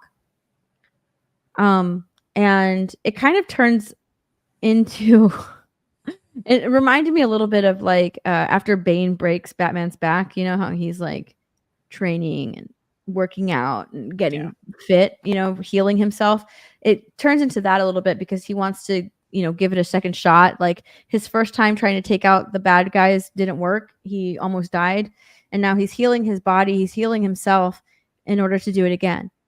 And the trans character basically told him like, you know, you should have died, but the gods have a higher purpose for you. You didn't die. And he like takes this root of this tree and says like, you know, if someone, I guess like if whatever, I can't remember the name of the god, but you know, if you're a strong man, you will face your fears and you'll come out of this even stronger. You know, if you're a weak man, you'll die. Right. So he blows this root powder into his face, and you see his backstory, because up until then you only really got snippets of his past and his memories as a child. And so you're left, you've only gotten snippets. Like, you know that he's after this one person, you know that he's sort of broken, but you don't know why. Right. And so it shows you like little snippets here and there, but here you get like the full story and what he went through. And then he wakes up with like a stronger sense of purpose in this film, or with his quest, you know. And then that's when you get like the whole like John Wick type of comparison. And these people that he sort of, you know, bonded with come and they just help him a little bit. They're not his army, but because his people, right, where he grew up, his people were also like, they weren't shunned, but they were like, you know, killed and massacred. That's where he sort of like bonds with them a little bit, because they were shunned by society. And that's like, so they kind of know, like they can empathize with each other in that aspect. But it's all to take out this one guy who's about to become president, I guess, sort of. And who he started off as a nice person, but he was like corrupted by the power and everything. You know, he's almost formed like a cult. And they don't want him to become president, because people look at him and he presents himself one way, but he's also like killing a bunch of his people. And so they want to take him out, because otherwise more people are going to die if becomes like, you know, the head. So they have to take off. He wants to kill him.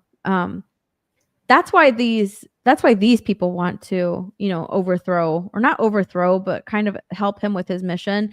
This guy, his character, he wants to go after them because they killed his mother. Like they show the whole backstory. Like, you know, he lived in the forest with his tribe of people, and they come and they want this land for whatever. I don't remember why.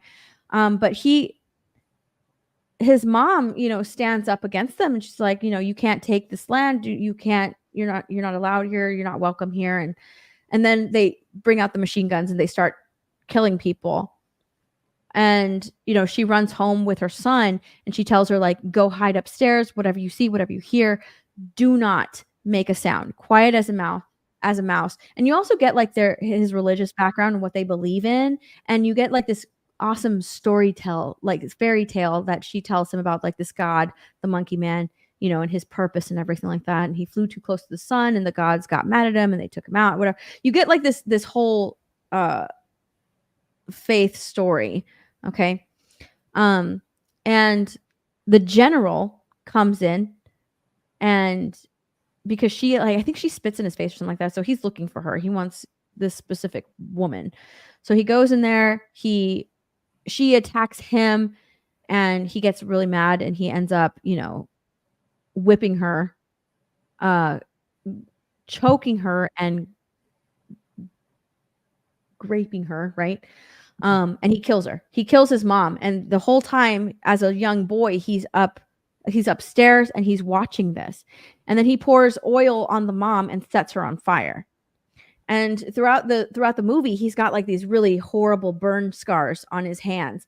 And he tells people different stories about how he got the scars on his hands.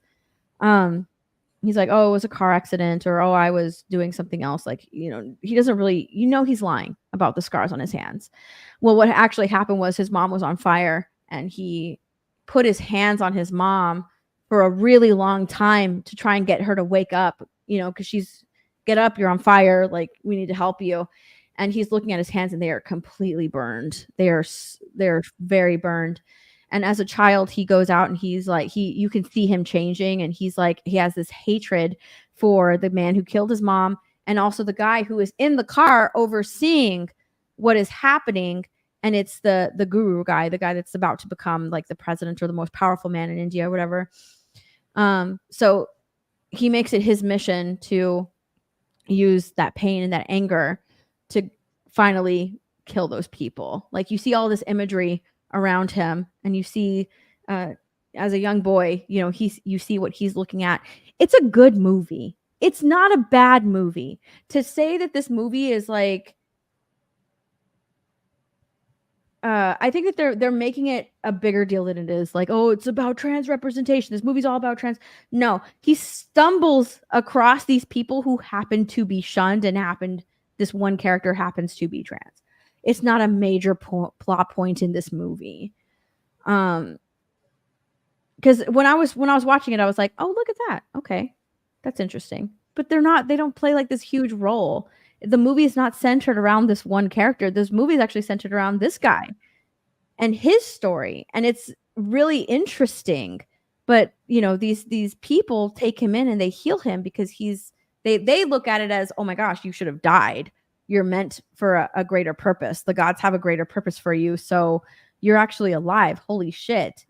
So like that's where they come into play. Like, we kind of want to protect you. We don't want the police to find you because obviously like the gods kept you alive for a reason. So that's why they ended up like protecting him and taking him into the house and, helping him heal up. They just happen to be trans, and then they're not his army. He doesn't take up arms with them and, preach to them and say, come on, let's go take down the man. No, he still has his own purpose, which is to kill the people who killed his mother. And that never changes. That never changes. That's all he wants to do is kill the people and get revenge. And these people help him get his revenge. Like, they're not his army. They just help him get revenge. That's it. So to say that, oh my gosh, this movie is about trans people, it's about no, it's about this one character who wants revenge on people for killing his mother. So I don't know. I think that unfortunately the media is making it out to be like this trans representation movie when it's not. It just happened to have a trans character in it. So, because I actually like the movie. I like the story. Is it politically charged? 100% it is. Yes, it is a politically charged movie. I don't know where you can get like, I guess you can like look deeper into it and compare it to stuff. But you would have to like really look into it in order to compare it to stuff that's happening here in the US, because ultimately this is has nothing to do with the US, and it takes place in India, and you learn a little bit about their political system. A movie can be politically charged without it being identity politics, because there's a difference between charge and identity politics. So if it's politically charged, I get it, because sometimes you have a social commentary on certain and it's all social commentary on sides, but just like politics or beliefs. Yeah, it's all social. It's charged in that sense to where it's like stuff that's happening in India. Pretty sure that's where it takes place. I didn't mind it. I thought it was a good movie. The other thing is, I don't know if I'm going to see it in theaters, because there's like 2 other movies I want to see this month, and that's the Ministry of Ungentlemanly Warfare and Abigail, and they both come out the same day. So I don't know. But I might see this like when it comes to streaming, like a streaming service. Yeah. I would say that if you're unsure about it, then yeah, just definitely wait until it comes to streaming. But this guy is like his directorial debut, and honestly, like it's so interesting, like the camera angles that he chose to use, because at one point there's points in this film because he ended up like breaking his hands and his feet while making this movie because there's so much action, and the action and the fight scenes are so well done. They're so well, it's so awesome. There a lot of it is like one shot takes. It's really cool, but he does this thing to where it's like a first person point of view during it too. And I think that he said that he had to kind of do that because he broke his hand and his feet, his hands and toes or something like that. So he had to like be creative with it. And when you get the first person point of view, it's pretty cool. It's actually pretty awesome. So I like this movie. It's just a movie that happens to have a trans person in it. I don't think that like they're like, oh my gosh, trans representation in this movie. It's just a movie with a Okay, so one other question is like, is there some anti-capitalism message? I don't think so. Honestly, I don't think so. I don't know. I don't know. I have other articles, but since I have D&D in like a little over 10 minutes, there's like one other thing I do want to touch on, and then maybe do the quiz real fast, just to get your thoughts on this casting. Gravy D says again, actors need to shut it. Well, Yeah. see, there's like this one point where I think it was that stream, or not the stream, the Pierce Morgan, where that Gary and Drinker were on. The woman on that show, she makes a good point. She said the media aren't helping anything because they'll put out these articles and you aren't interested in it before the movie comes out, right? Because they put out these articles, and so it doesn't help the movie. And I think that this is a great example of that, because they're going to talk about how this movie, while it does have a trans character in it, and you know they don't have a lot of trans characters in movies and TV shows right now, that's not what this movie's about. And I think that they're going to make it seem like that's what this movie's about. It's not. It's not what this movie's about. It's a revenge movie, and it's a good movie, but it doesn't have, you know, it's not the trans person and what they're going through in this movie. It is not the center of the movie. It has nothing to do with the movie. You know, they're characters in the movie that end up helping out our main protagonist with his revenge quest, because there's nothing. He's not there for, you know, he's there for his own selfish needs and his own selfish wants, because he wants to seek revenge on the people who murdered his mom. It's a selfish cause, but that's his cause in the movie. So I don't know. Okay, so I just want to get your quick thoughts on this. I have my thoughts, and people are probably going to, like, you know, disagree with me with my thoughts when it comes to the casting. But I skimmed through this article, and there's no receipts, no screenshots showing like the racial abuse hurled at this casting.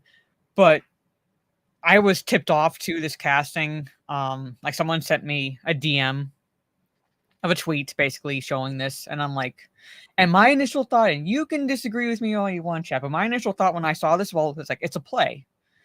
The stage has been diverse for a long time, and when I say diverse, I don't mean just like skin color, like superficial deep qualities like skin color. I mean like actual talent, diverse. And so basically they actually are one of the few avenues that will typically cast someone based on whether or not he or she is the best for the role. And if it happens to be, you know, a Black Juliet or, you know, things like that, they are casting someone who is right for the role, who's given the best audition, because you're performing this live.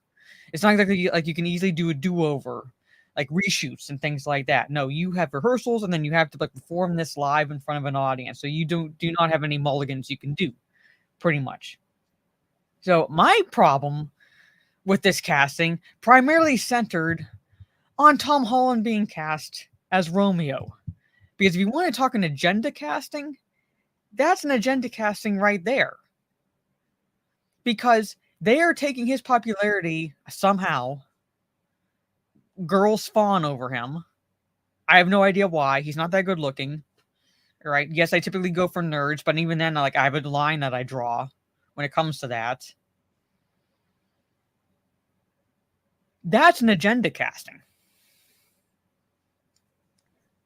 That's an agenda casting because they're using his popularity to bring butts to seats with all his fangirls. Yeah.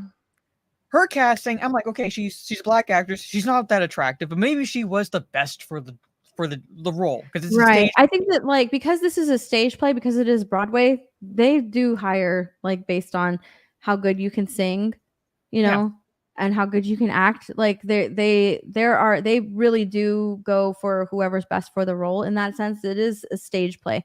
And I think that because unfortunately right now,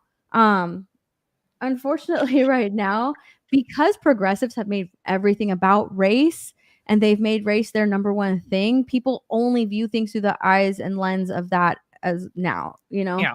The trust is gone. As someone pointed out in my replies, the trust is gone because you can't help but be hypersensitive to any casting choices now, no matter where it is, because of what Hollywood has done, despite the fact that the stage has always been diverse. Yeah, the stage Broadway has always been like super diverse, as well as Hollywood, right? It's always been incredibly diverse, but because people have made it only about race, now everything is seen through that lens now, even Broadway productions, unfortunately. But it's always kind of been that way with Broadway. Like they've always just sort of hired whoever is best for the role. Yeah.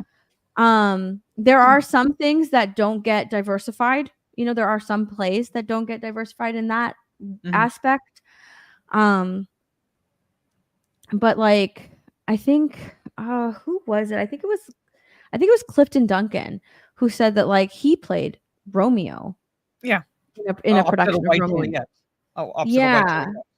In a production of Romeo and Juliet, he played the part of Romeo because it's just whoever's best for the role. I think that a lot of people thought that this was for a movie. Yeah.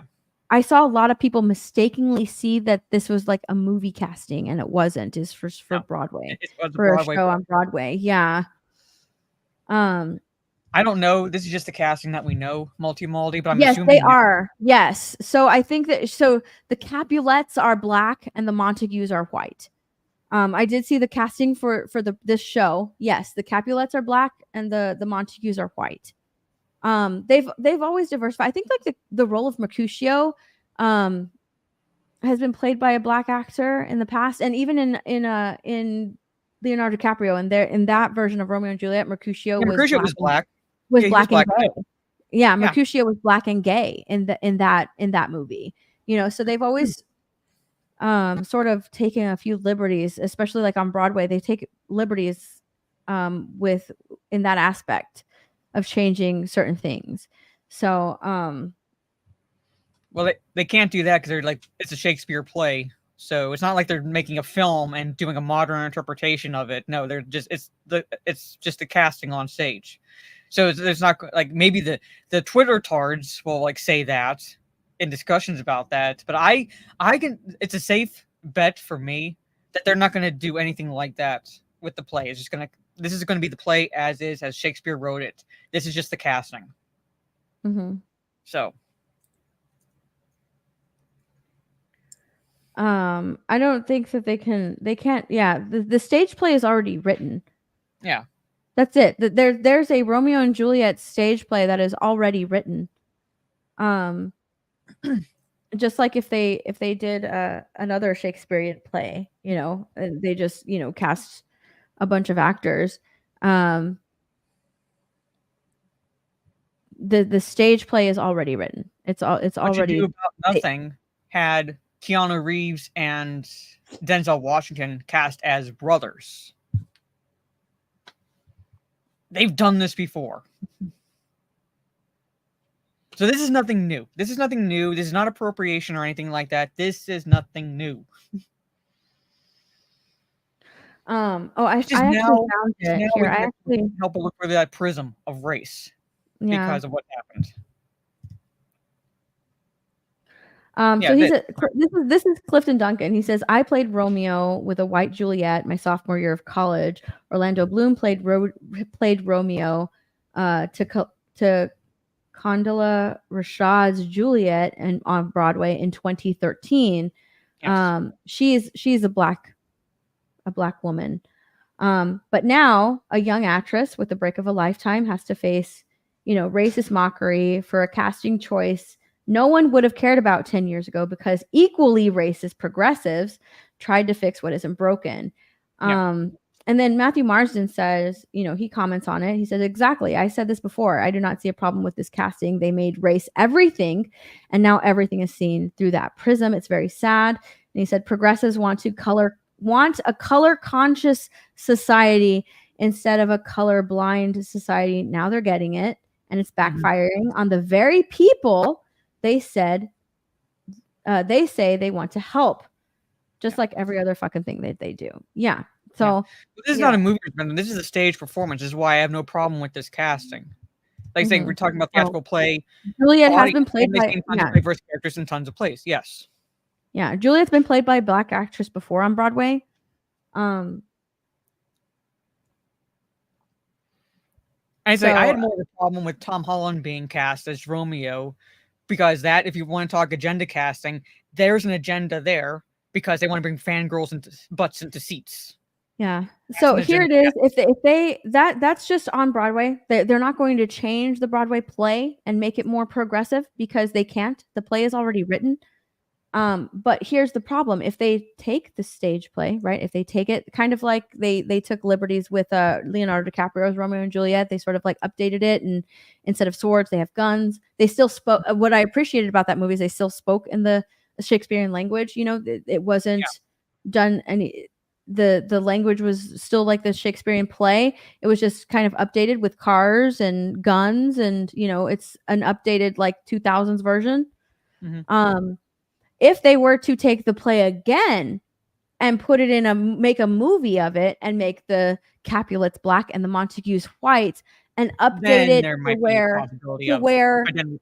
update it to where it's like a race war as opposed to two houses feuding. Yeah, then I have a problem. Then that would be political messaging and progressive messaging, and then I would have an issue with it. But this is just House Capulet versus House Montague, two houses in a feud with each other. It's lasted for a long time. No one knows why. They're just feuding with each other to the point where even the prince has to step in and go, if you do this again on my streets, I will have you I will deal with it myself, pretty much. That's how long these people have been feuding. Right. It's just two houses feuding. The play is already written. They've been played by different actors beforehand who have not been white in the past on Broadway. So I don't see an issue. I don't see an issue there. If I would see an issue if they updated it for modern audiences in a movie and made it like a race war instead of two houses feuding, then I would have an issue with it. That I have no problem, because that's not Shakespeare's play. That's bastardizing his work for political messaging. All right. And then as Trey pointed out, Romeo Must Die. Jet Li essentially played a Romeo character to Aaliyah's Juliet character. It's Asians and blacks, basically. It was basically an updated version, so to speak, of Romeo and Juliet in a sense. No one batted an eye. But anyway, I do have to jump off because I got to basically switch over to playing D&D. I love Romeo Must Die. It was a good movie. But I love it too. I'm just saying it's pretty much an updated version in a sense of Romeo and Juliet, but no one batted an eye when that movie came out. But now if you were to try to make it today, people would be like agenda casting. So, but anyway, I was going to do the quiz, but what I'll do instead is show you that clip of me killing Cowman. This is what I do. So you can get an idea. Hold on. So, hold on. Is there a way? I don't want to dox my DMs. Let's see. Can you open it in a new tab? Well, let me just see. Hold on. Because it's DM'd me to Twitter. Let me see if I can share my Discord chat. Let's see if it'll allow me Mr. to do Bentham that. asked, "Are you streaming later, Steph?" Yes, I will stream later on my Kick and Twitch. Tonight, I'll be playing Mario Kart with my chat. So if you have a Switch, if you have Mario Kart, head on over there. I don't know what time, probably around 9 or 10 o'clock tonight. I'll stream because I have to get ready. I leave tomorrow for Vegas early in the morning. So I have to run some errands after this stream, pack and get ready for Vegas, and then I will stream with you guys. One final stream before Vegas. So yeah, I'll have my Streamlabs donation. So if you want to donate for my Vegas trip, it'll be there. Donation. Thank you for the $20 super chat, Tara. It's like, here you go, Mara. Stephanie, I'll donate $20 to you. Paint Your Wagon is available on streaming for $3.99. Pioneers go west to become rich, looking for gold and build up a city. It has Clint Eastwood and Lee Marvin. So I will check that out. So thank you very much for the super chat, Tara. And Thank here you. is Save it. Is there a way to expand this? I don't think so. Bold. Okay. But basically, it's okay. So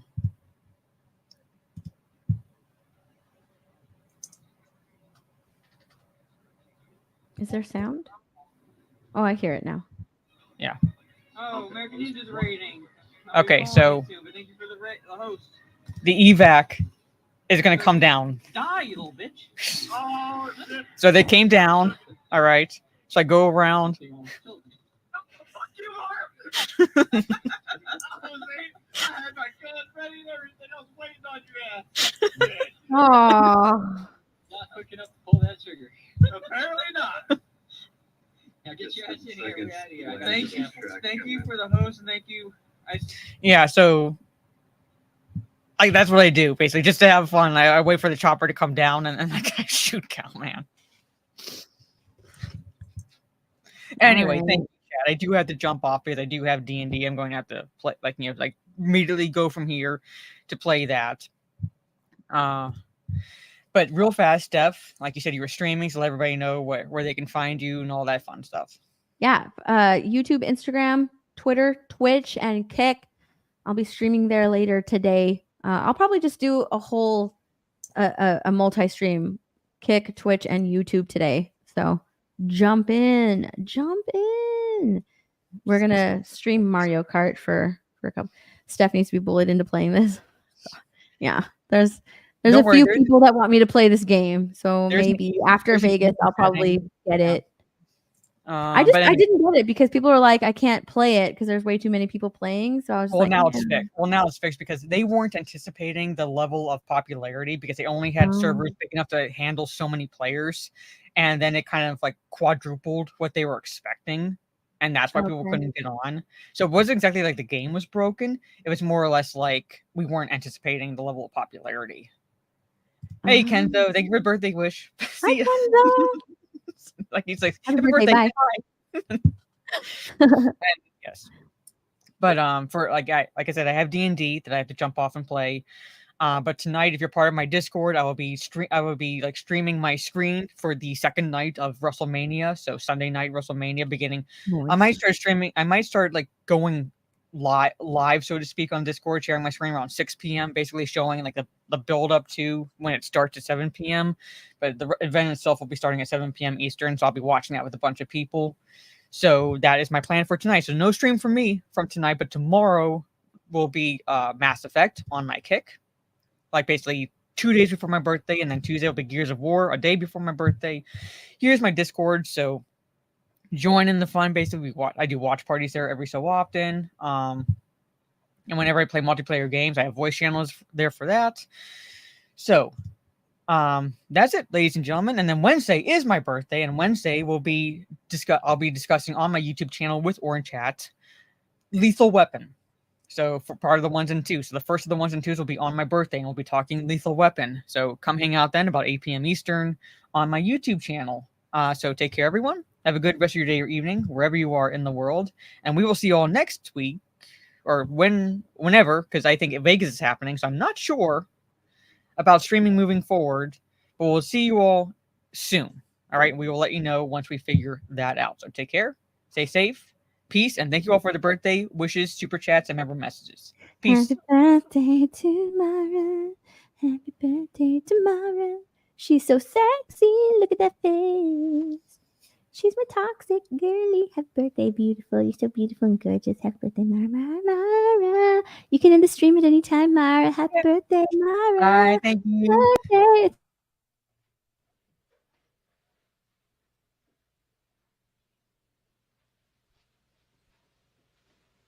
You're still here?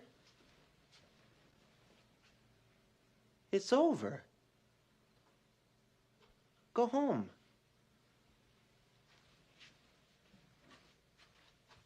Go.